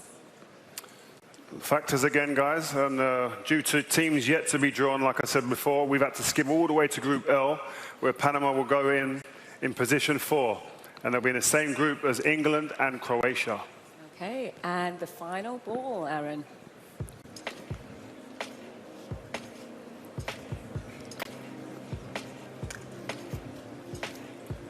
Norway. And finally, Norway. They're back for the first time since 1998, and boy, did they do it with a bang, scoring more goals in qualifying than any other European team. Yep, Norway, they go into Group I, and they go into position 4. So, Aaron, brilliant job. Clean hands, you knocked that out of the park. But you could be the MVP for me at the moment in the draw. Sorry, guys. But Danny, there you are. Spotlight's on you, man. Let's go. Well, I'm hearing a lot of oohs and ahs and murmurs, lots of excitement. You guys, I'm here actually with legend Yaya Touré. Sorry, let me not say without legend. Côte d'Ivoire, 4-time champions, Germany. How are you guys feeling about getting out of the group? Well, I think compared to the last group we've been when we were in the World Cup, I think it's quite okay, to be honest, I hope the target this World Cup coming is going to be finishing going through to the first round, right? And let's see, further is going to be a bonus for us, and I believe my fellow brothers are going to make us proud, yeah? Well, best of luck to the African champions. And I know you and Rio, you guys used to play for rival clubs. You guys friends? Yeah. Of course we're friends. Brother, yeah. What are you trying to do here, Danny? I know you're trying to get in the middle here. What are you doing? I'm trying to start it up. I'm trying to heat it up. But I haven't really forgiven Yaya for that 2012 title race where they took it off us. But it's fine. But you'll get over it. I'm over it, man. Come on, let me live, man. But we've got 12 more teams to be drawn. These are the nations in pot 4. So let's go to the video.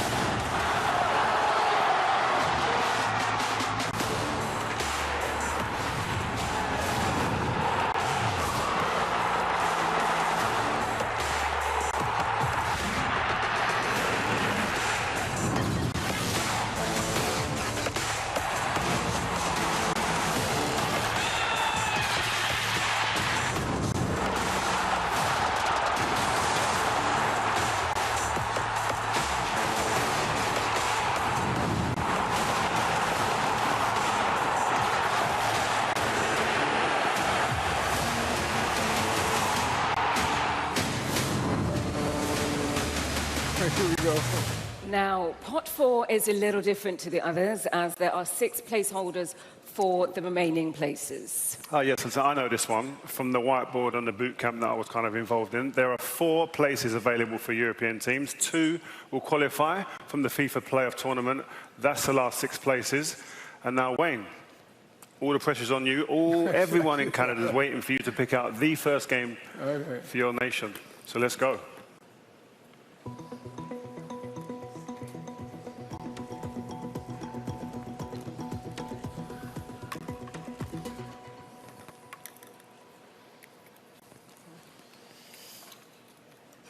Okay, we got the winner of Denmark, North Macedonia, Czechia, Republic of Ireland.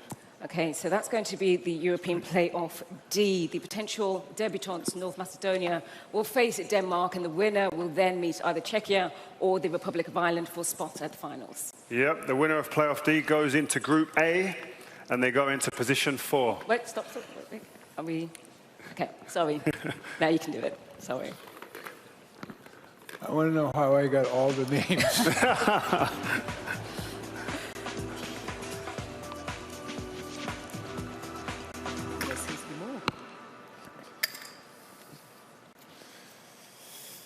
The winner between Italy, Northern Ireland, Wales, Bosnia, and Herzegovina.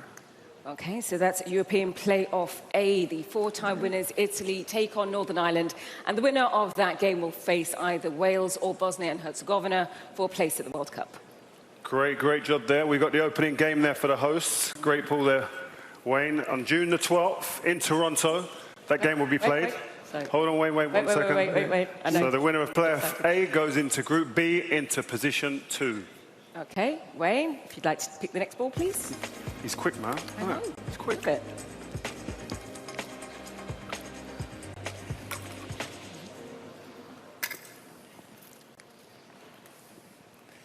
Haiti. Yes. Haiti have appeared at the World Cup once before, 52 years ago in 1974. Yep, and Haiti go into Group C, completing that group, and they go into position 3. Okay, Wayne, if you'd just like to pick the next ball, please. Good group. I like that group. Yeah. Oof.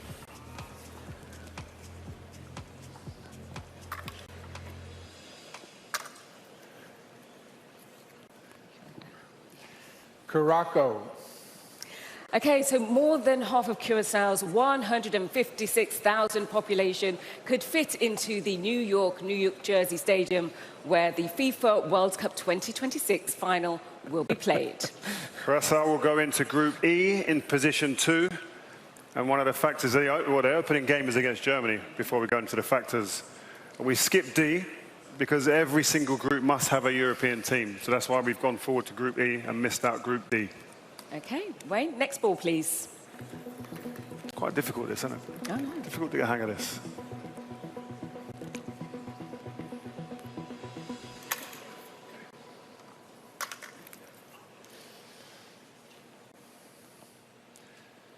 The winner of Iraq, Bolivia, and Suriname. Okay, so that is FIFA Playoff 2. Now, Iraq are hoping to reach the World Cup for a second time, and they await the winner of the match between Bolivia and Suriname. Whoever comes out on top in the final will book their place at next summer's tournament. Yes, once again, we have factors here, guys. So I'm going to put them into Group I, where they go forward in position 3. So we've skipped a few groups there due to the multiple teams in the playoffs. Okay? So we go to the next one. Next ball, please. Aaron, you get that? You getting that?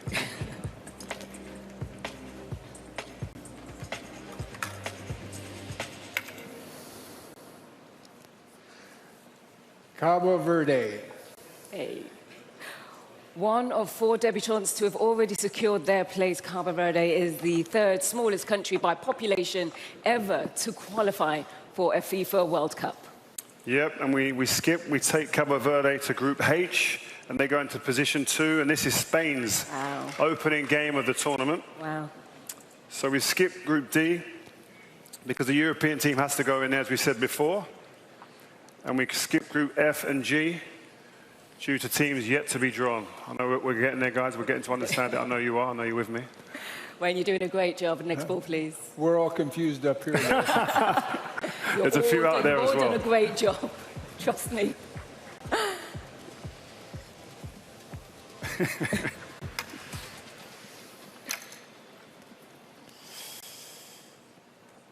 Okay, I've been practicing this one all morning. The winner between Turkey, Romania, Slovakia, and Kosovo.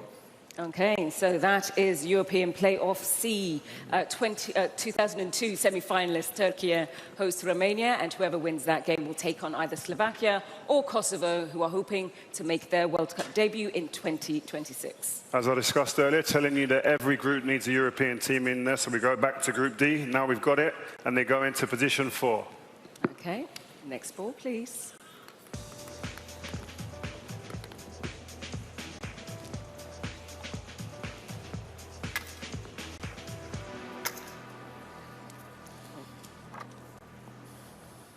The winner between Ukraine, Sweden, Poland, and Albania.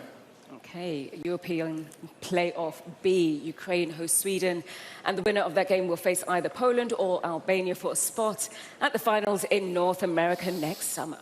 Yep, the winner of Playoff B goes into Group F, into position 3, and that completes that group. Well done, Wayne. Yeah, next ball. Let's go again. You are making this look very easy, I have to say it's that. slick, very slick.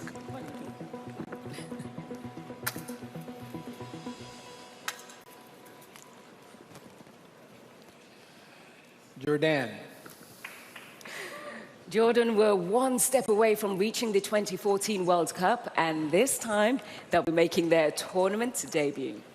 Yep, we skip another group here because of factors that we spoke about before. They go forward to Group J in position 4, and we skip G because of Iran, same confederation. Okay, I think by now I We're there. think you all have it. I'm ready, I'm ready. Wayne's flying. You are flying. We're not confused anymore. Okay.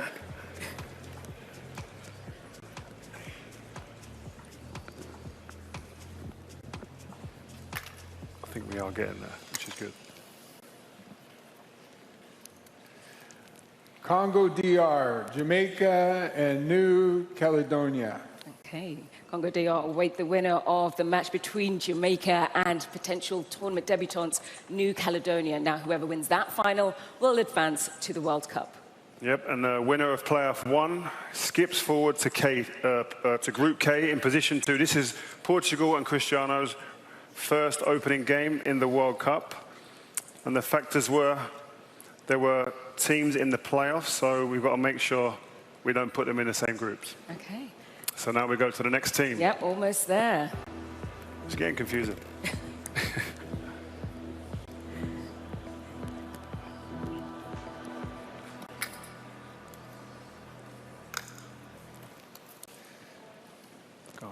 Ghana. The 2010 quarterfinalists are known as the Black Stars, a reference to the West African country's flag, and they've now reached 5 out of the last 6 editions. So this is the last factor of the draw. You'll be pleased to know that, guys. And we skip Group G. We go to Group L, position 3, and that completes England, Croatia, and Panama's group. And obviously they couldn't go into the group with Egypt because they was from the same confederation. We're through it. Last Okay, one. Final ball. Last one. Final one.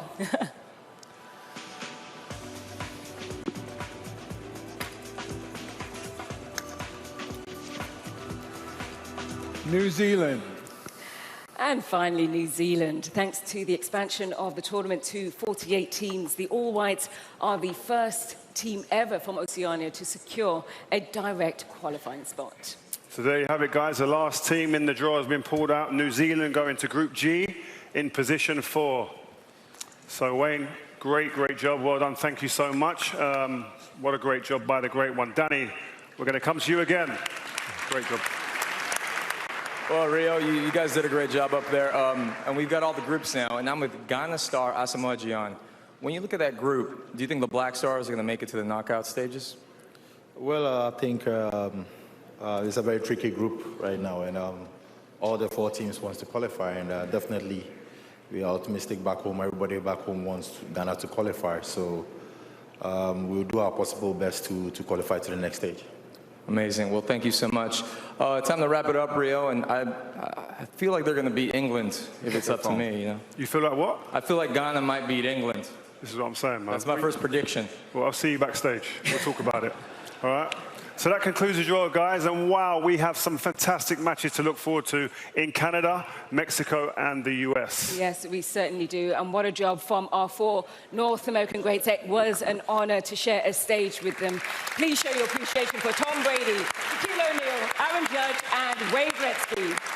So, guys, 48 teams, 12 groups. Let's recap them all. Let's go. The 4 nations in Group A are Mexico, South Africa, Korea Republic, and the winner of Playoff D.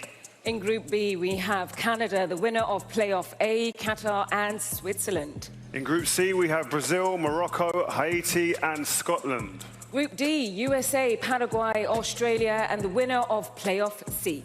Group E, we have Germany, Curacao, Cote d'Ivoire, and Ecuador. In Group F, Netherlands, Japan, winner of Playoff B, and Tunisia. In Group G, we have Belgium, Egypt, Iran, and New Zealand. Okay. In Group H, we have Spain, Cabo Verde, Saudi Arabia, and Uruguay. In Group I, we have France, Senegal, winner of Playoff 2, and Norway. Okay, what an amazing groups we have. Let's look at Group J, Argentina, Algeria, Austria, and Jordan. In Group K, we have Portugal, winner of Playoff 1, Uzbekistan, and Colombia. And finally, Group L, we have England, Croatia, Ghana, and Panama.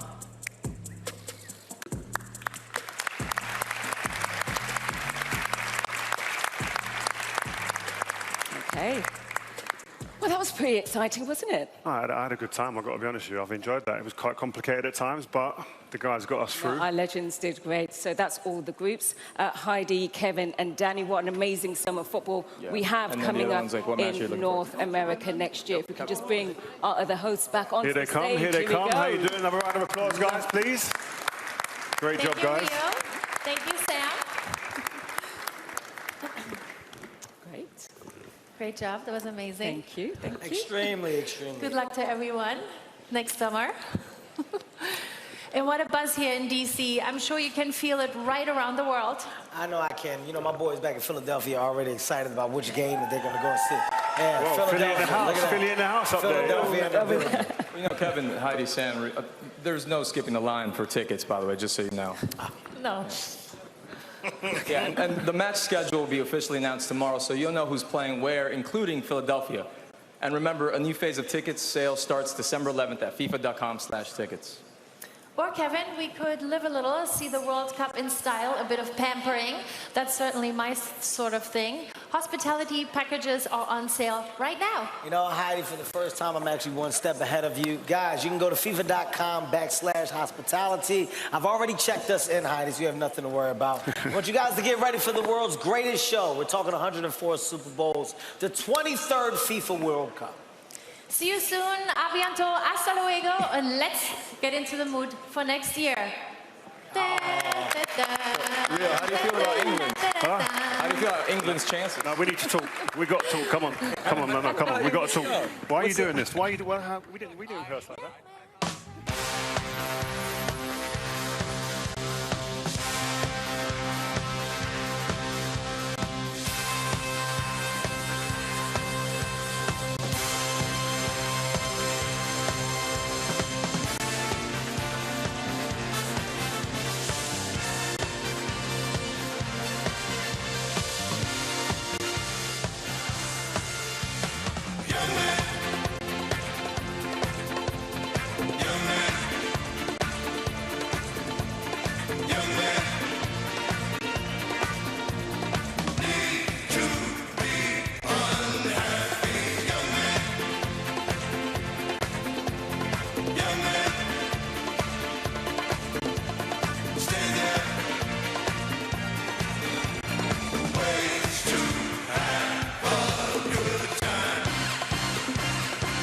It's fun to stay at the Y.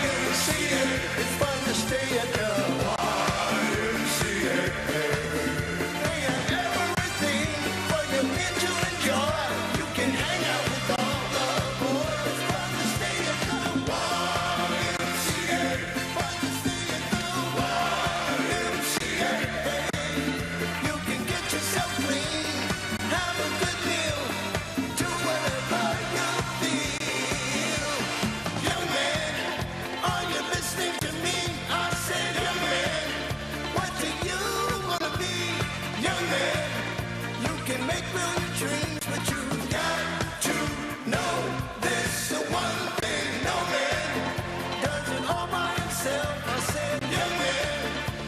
your pride on the shelf and just go there to the YMCA.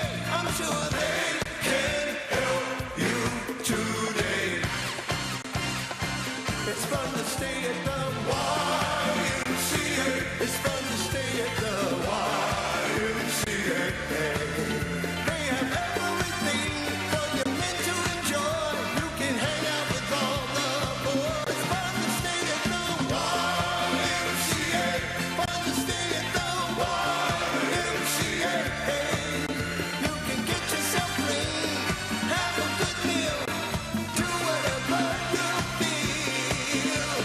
Young man, I was once in your shoes. I said I was down and out with the blues. I felt no man cared if I were alive. I felt the whole world was so dry. That's when someone came up to me and said, young man, take a walk up the street. It's a place there called the YMCA. They can start you back on your way. It's fun to stay at the YMCA. It's fun to stay at the YMCA. They have everything for your men to enjoy. You can hang out with all the boys. YMCA. Fun to stay at the YMCA. No man, young man does it all by himself. Young man, put your pride on the shelf. YMCA. And just go to the YMCA. Yeah, yeah, yeah. Young man, I was once in your shoes. I was down and out with the blues. YMCA. Until I went to the YMCA. Young man, are you listening to me? Young man, what do you wanna be? YMCA.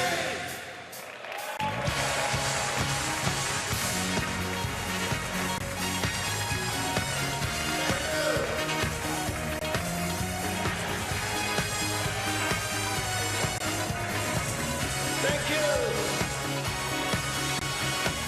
Hope everybody's doing fine. Enjoyed the draw. FIFA Cup 2026. Final draw. World Cup. We love you.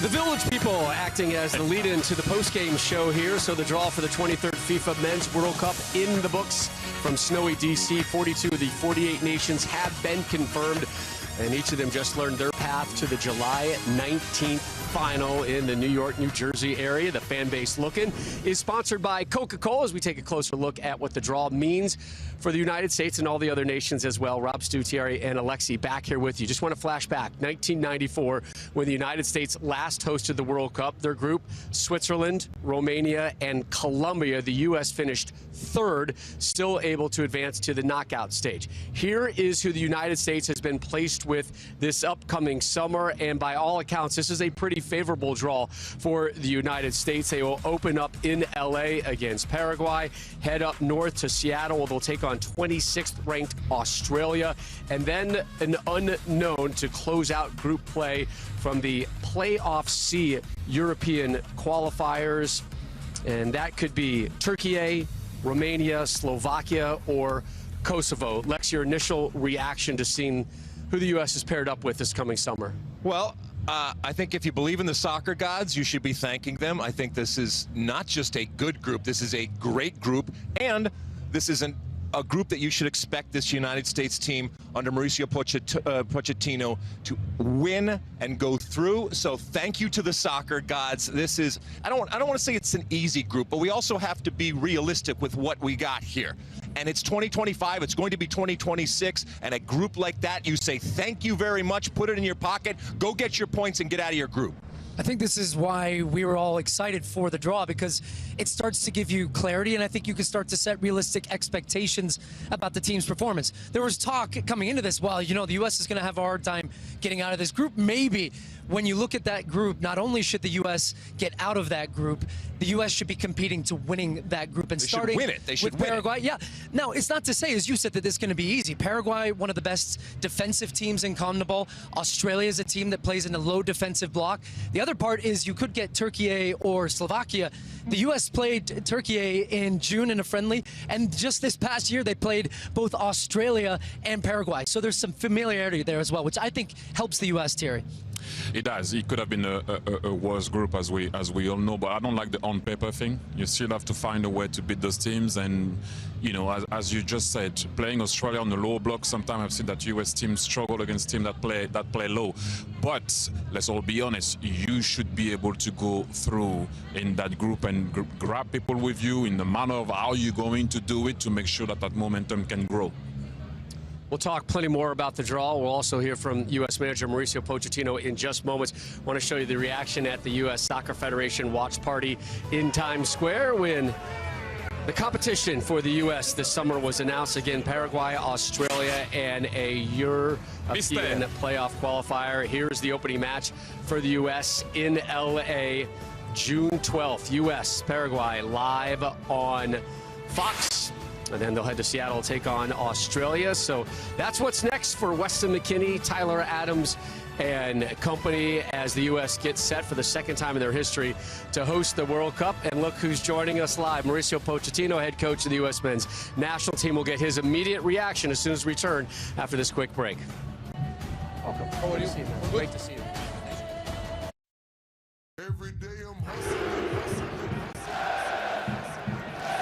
U.S. soccer fans have been anticipating for a long, long time. The stars are here.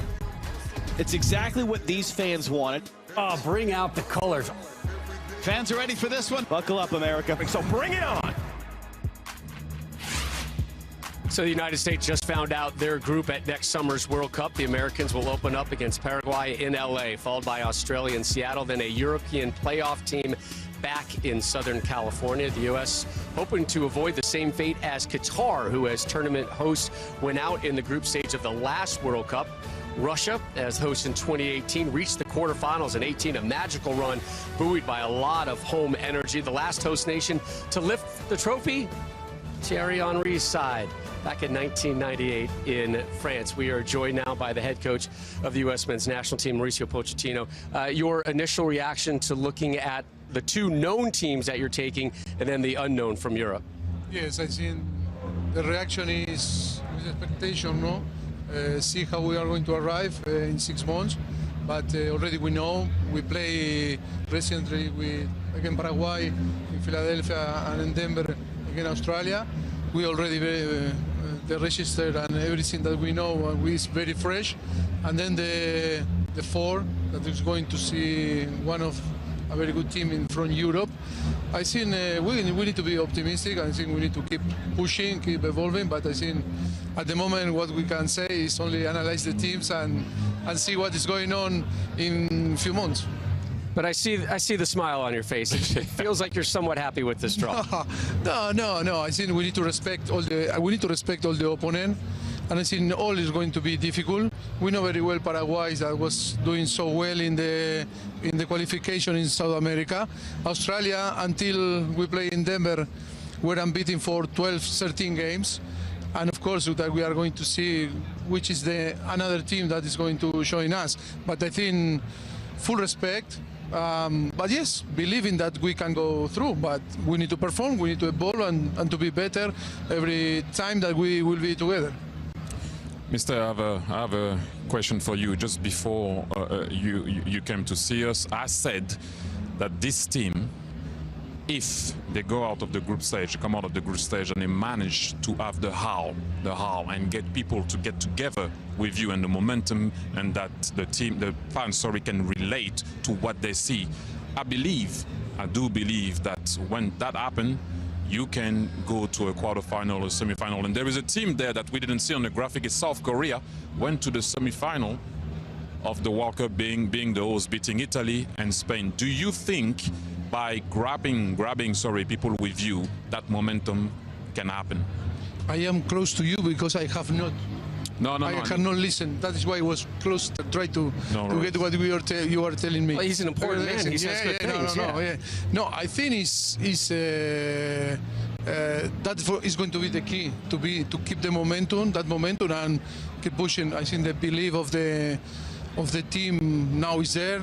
I think we have now not a small group. We have a big group of the players that really believe that they can get a place to be on the roster for the World Cup, and I think that is the important thing, that is important, mindset for us.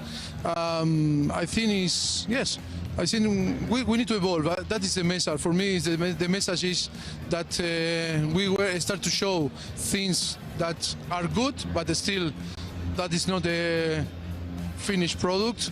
And I think we need to improve a lot in different areas. But I think we are the momentum is good, and we need to keep pushing and being positive. Mauricio, I know you have to be respectful of the teams and everything, but when I look at the group, it would be an absolute disaster for the U.S. not to get out of this group. I think you're not only going to get out of the group, I think you're going to win the group.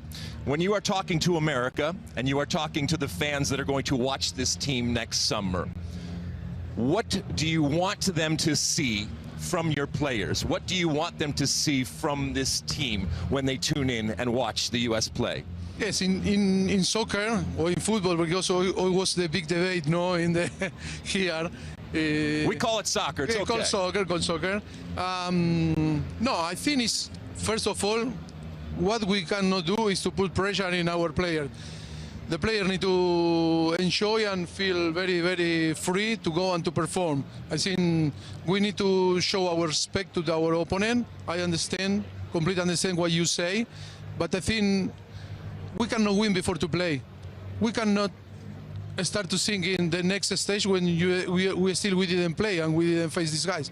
And that is going to be, for me, a wrong message. I understand that you are in another side, but my message to the player is we need to compete better than Paraguay. That is going to be difficult. Australia is going to be difficult, and the team that is going to join us is going to be difficult. We need to build our journey step by step, and we need to prepare like when we start to play I think 12th of June. It's going to be like it's the last game, the last opportunity. It's like the final of the World Cup. That needs to be our mindset, because if we start to think, no, maybe it's not too difficult to go through, we should win before to play the games, that is a wrong mindset. We need to be strong in our belief, keep improving, thinking in big, of course, and to go and to win the World Cup. But I think is before we need to play and be motivated to play with these guys that are going to be really tough. Best of luck on your journey. Again, that unknown of who that European opponent will be, you won't know that until late March. You guys have some wonderful tune-ups scheduled coming up in 2026 ahead of the World Cup. Mauricio Pochettino, the manager for the U.S. men's national team, kind enough to join us live right now. Get to work, my friend. Time to start cracking, all right? Today's attention, drawing people from all across the United States, including at that Coca-Cola watch party there at Cosm, Dallas. If you've never been to Cosm, please find it. Dallas, L.A., new ones being built. In Atlanta and Detroit as well. It is a fantastic venue to watch World Cup soccer this coming summer. And the U.S.'s opening game coming your way from Los Angeles, June 12th, live on Fox. The U.S.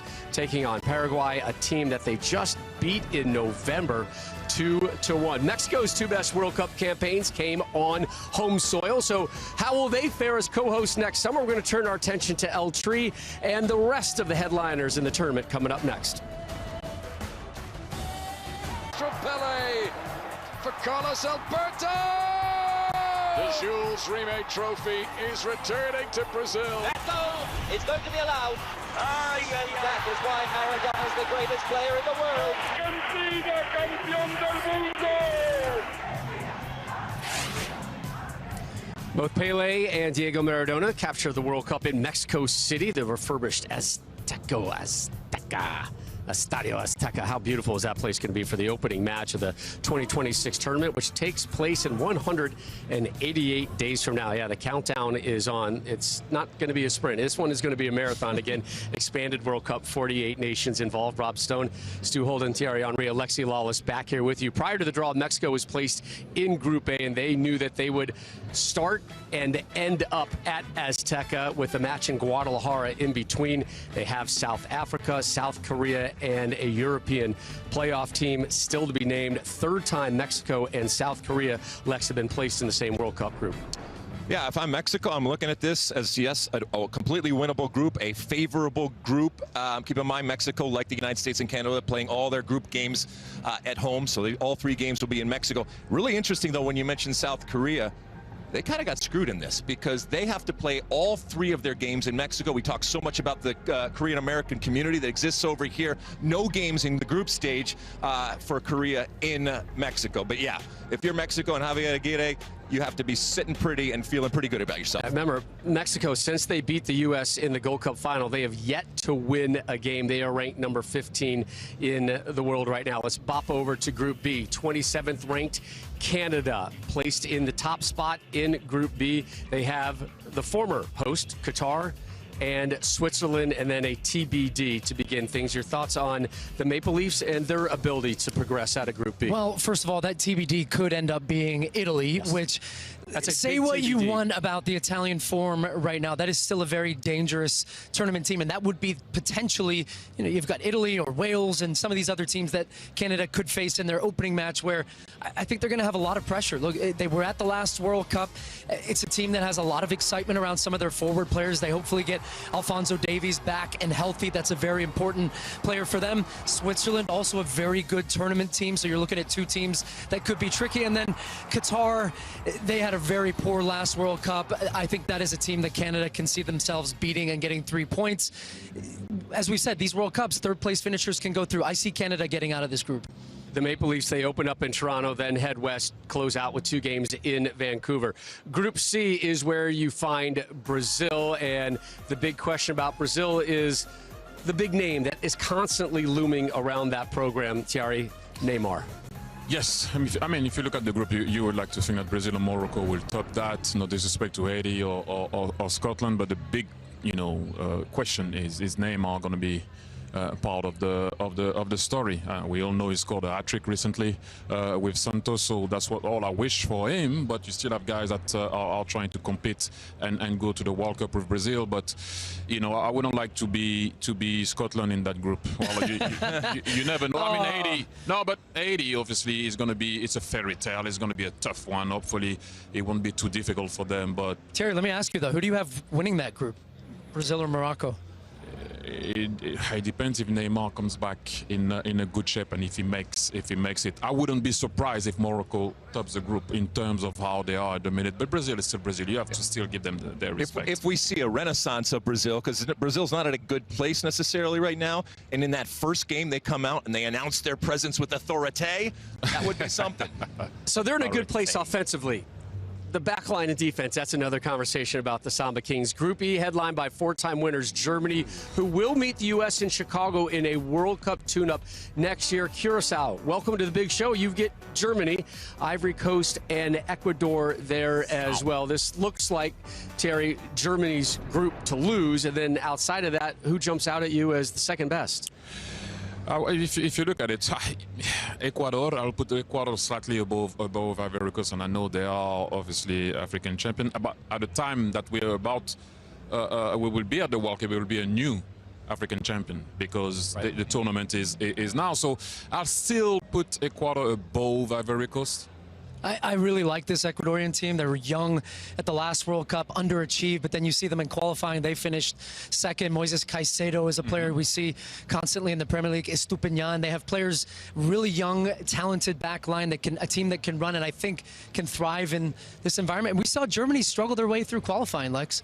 Yeah, I mean, and as we go through all of these groups and talk about this, we should once again remind people that tomorrow we're going to find out where and when these teams are playing, including some teams playing indoor in air-conditioned and climate-controlled type of arenas, and little things matter, you know, and competitive advantage. Outside in Kansas City in the summer as well. Exactly. Germany, they've won it 4 times. Remember, though, last 2 World Cups, they have failed to advance out of the group stage. When our coverage of the FIFA 2026 World Cup draw show continues, we'll talk Messi and their chance to repeat as World Cup champs.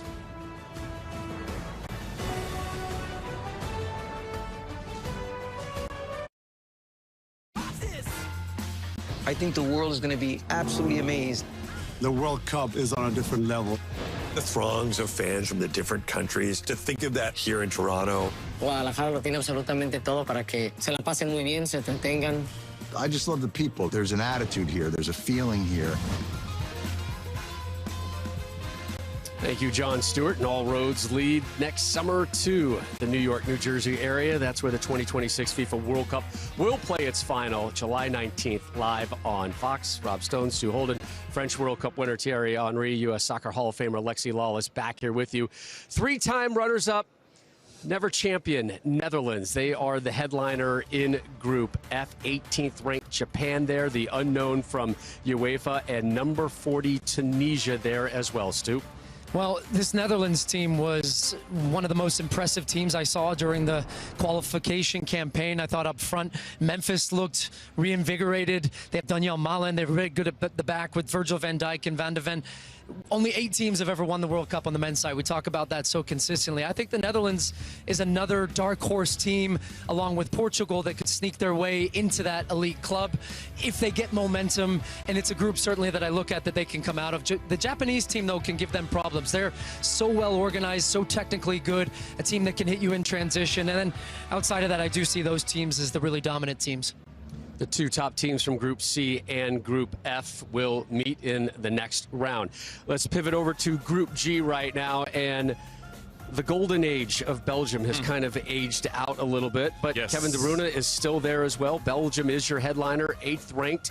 Egypt, Iran, and then an intercontinental playoff winner. You spent 2 World Cups as an assistant coach with Belgium, with Roberto Martinez. What's your thoughts on we all Belgians? know that the little man is not there anymore, Eden Hazard. He used to be our go-to guy, although you have a player like Kevin De Bruyne. But again, as I mentioned, all the African teams that are going to play now, the African Cup of Nations, will carry momentum in terms of what they will have done in the competition or not, by the way. So don't sleep on Egypt in that group, because Mo Salah still didn't win the African Cup of Nations. So maybe if he wins it with Egypt, finally he will arrive there on the high, hopefully for him. But then after, you don't see Iran or New Zealand doing anything in the group in terms of the two first position.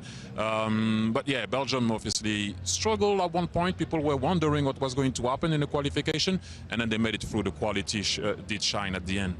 And the runner-up in Group G would take on the runner-up from Group D, which is the United States group as well. Just something to keep in mind going forward. Former World Cup champs Spain and Uruguay, they are your heavy hitters, Lex, in Group H. Yeah, a lot of people looking at Spain as an absolute favorite. Some people put a whole lot of money, and it would be safe money given how good they are, the talent that they have. Certainly, I think that this is their group.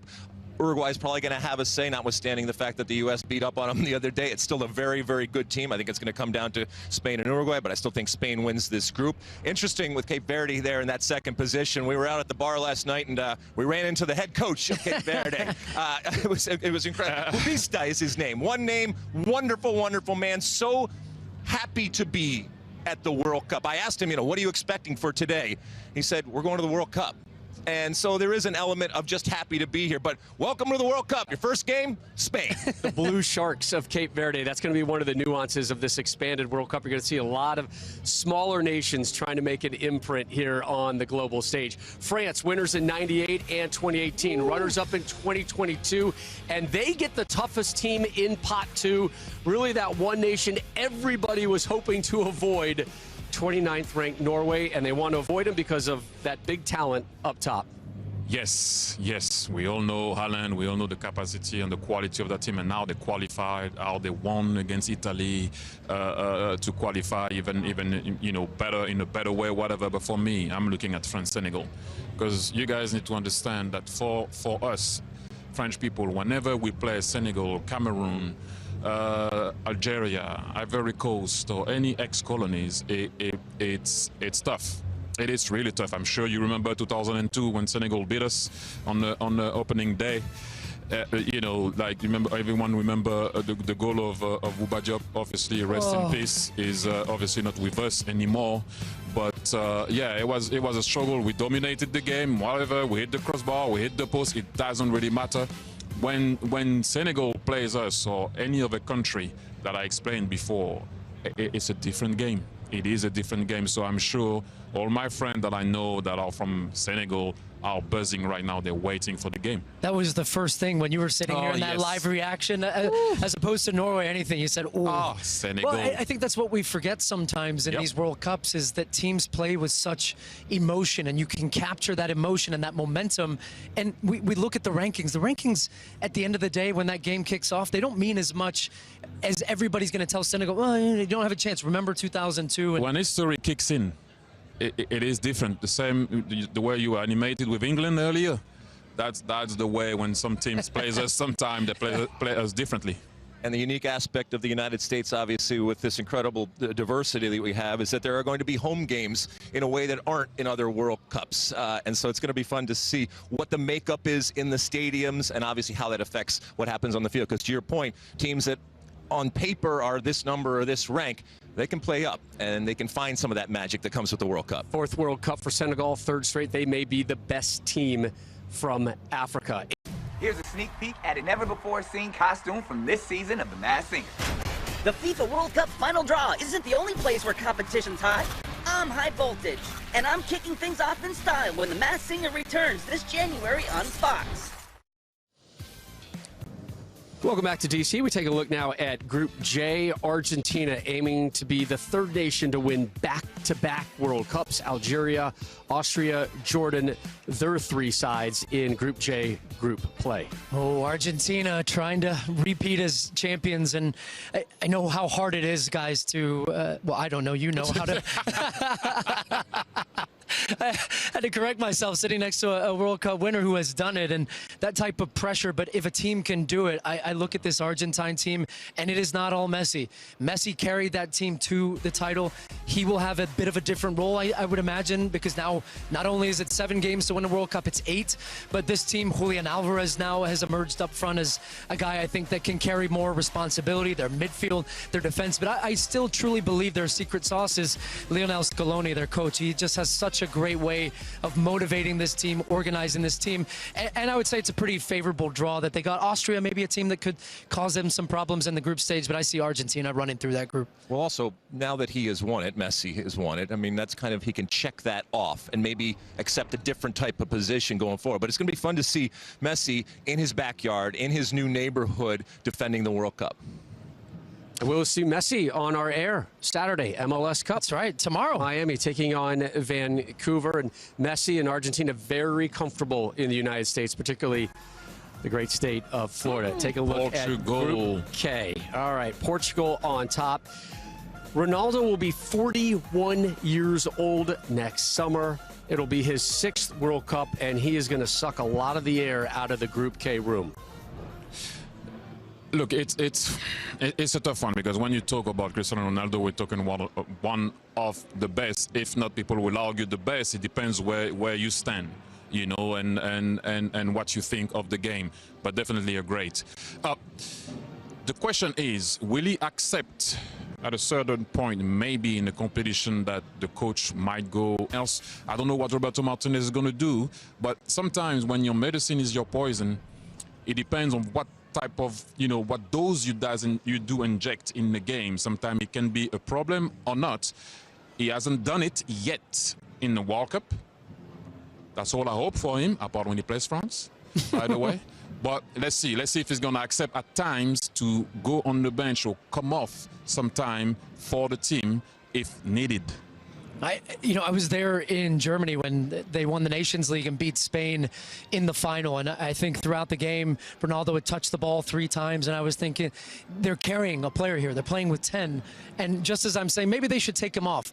Boom, 1 chance, 1 goal. And I think the tap in with. but he's in the right place at the right time. That's for sure. And I think to your point, they have a team that is good enough in moments to carry him, but we're not thinking about Portugal as a team that can get through the group. We're thinking about them through the lens of a team that can win the World Cup. And I agree with you in those late stages. He can't play every minute of every game if they're going to have a chance to win the World Cup. Jerry, when it comes to superstars, one thing that superstars have in most sports is a healthy ego and, dare I say, an arrogance. So it's all fine and well to say, you know, will he accept, will he won't accept. But part of what has made him great over the years is his belief in himself, even when maybe that belief is unjustified. So to your point, this is about management. This is about coaching. Roberto Martinez, or any other coach for that matter, you got to figure this out. And he has obviously hitched his wagon already to Ronaldo. So this is a situation that's not going away. So they're going to have to figure it out, hopefully before they get on the plane to come over here, because otherwise it will manifest, and usually at the worst possible time. Again, load management will be a term used at this summer's World Cup. If you're going to get to the final, you will have played 8 games to reach that championship game. That championship game, of course, being number 8 in the New York, New Jersey area. England played 8 World Cup qualifying games. Ooh. Lexi Lawless, do you know how many goals they allowed in those 8 games? How many, Rob Stone? Nil. 0. Nothing, right? Nothing. England. Croatia. I mean, Croatia, the top team in that second pot, so that's a bit of a dagger. And then there's Ghana and 30th ranked Panama sitting there in Group L as well. You know how I thanked the soccer gods for the U.S. group? I thank the soccer gods for this group when it comes to England. This is not an easy group.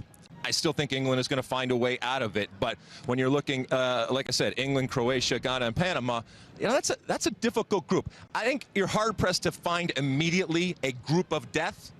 But I think you would point to that group and say, certainly those 3 teams right there can beat each other up. And then you have Canada that maybe can throw something in there. But this is a fun group. This is an interesting group. And I think this is I'm sorry, who's the 3rd team in that? Are you saying it's Ghana, or are you saying it's Panama that can wreck things? Ghana. You think Ghana. So even though Panama's sitting there at number 30, I know FIFA rankings can be flawed as well, but you have them as the 4th best team. You know why it's tough to call groups now a group of death is because the 3rd can go through. So back in the days, you finish 3rd, you're out. But it is a special one because, once again, that France-Senegal will be the same for England-Ghana.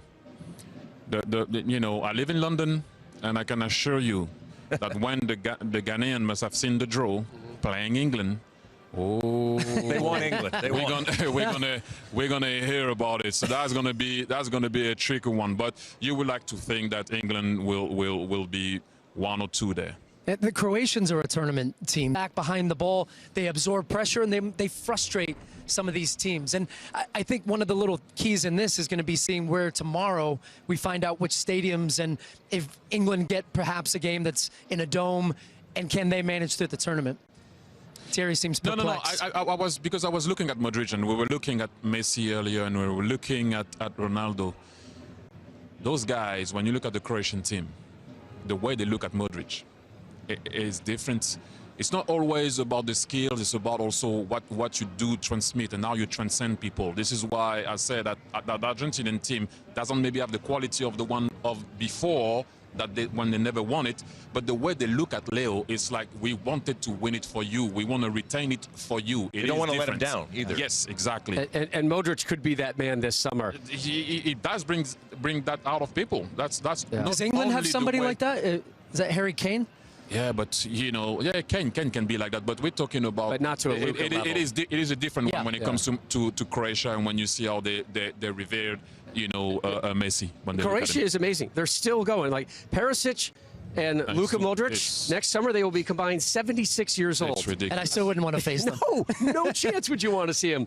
On Wednesday, Fox Sports and local nonprofit DC Scores had a poetry writing workshop and reading, followed by soccer skills trainings. Deep personal tie between Alexi and DC Scores. Lex, your mom, and Harding Woodworth played a foundational role in the creation of DC Scores nearly 30 years ago, serving as the organization's first chairperson. That was time well spent, my friend. That was fun. Yeah, my mom's a poet and an OG soccer mom. And you know it. Yep. Lionel Messi, Thomas Mueller, they battled in the 2014 World Cup final. Tomorrow, those two meet at MLS Cup. Inter Miami hosting the Vancouver Whitecaps live right here on Fox. Both those teams in cities that I got to get on an airplane, Rob. World Cup games this summer. You can get on a plane to that game. I'm going to the Big Ten Championship game, my friend. The U.S. last hosted the Men's World Cup '94. They were bounced in the round of 16, Lex, by your eventual champs, Brazil. Coming up, final thoughts on today's draw as we wrap up our coverage from Washington, D.C.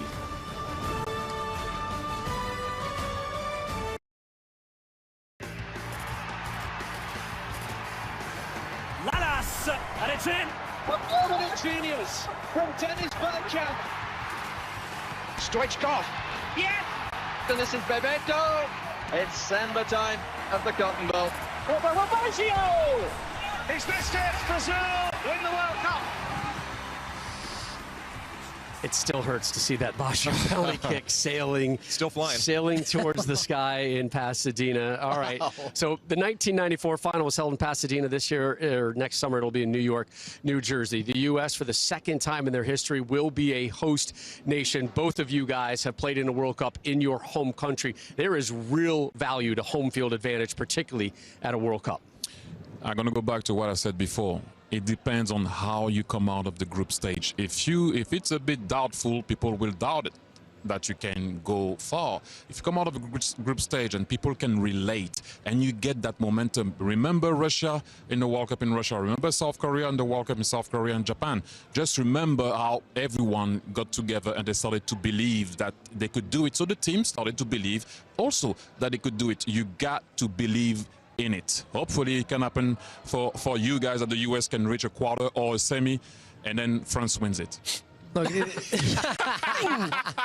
that one in there nice and tight. Well done. Oh, and by the way, you've been in 2 straight finals. I think there's a good chance you'll be there. Look, for why today was so special is that it starts to feel real now. And when it was announced that the U.S., Canada, and Mexico would be hosting, there was excitement. I feel so excited now for this tournament next summer. There's clarity about where the U.S. are going to play, against who they're going to play. Fans are booking tickets. All the hotels are gone, so we're already out of luck. I hope we've done that. But for this U.S. team now, even and for Pochettino, they can start to truly build a bit of momentum ahead of the tournament to do, as you said, to make people believe. Yeah, look, there's nothing better than a World Cup except a home World Cup. And it is a combination of responsibility and opportunity. And, you know, to have the pleasure of living it many, many years ago, it warms the cockles of my red-headed American heart. What's coming back next summer on the 250th birthday of the greatest country in the world. And I cannot wait for that first whistle. And England? I think you're going to slam the table. You don't really care unless you slam the table, Lex. Whatever. Bring it, England. Bring it on over here. But the French guy's picking things up fast. Just one more little nod about England right there. This is the starting line to the biggest sporting event of all time, and we cannot wait to bring it to you in just 188 days' time. 48 nations looking to get their hands on the game's ultimate prize. Some of the brightest sporting and entertainment stars from around the world were here in D.C. to take part of this. And now the 23rd edition of the FIFA Men's World Cup is coming your way, and it kicks off June 11th with 104 games in 39 days across 3 countries, and we cannot wait to bring it to you.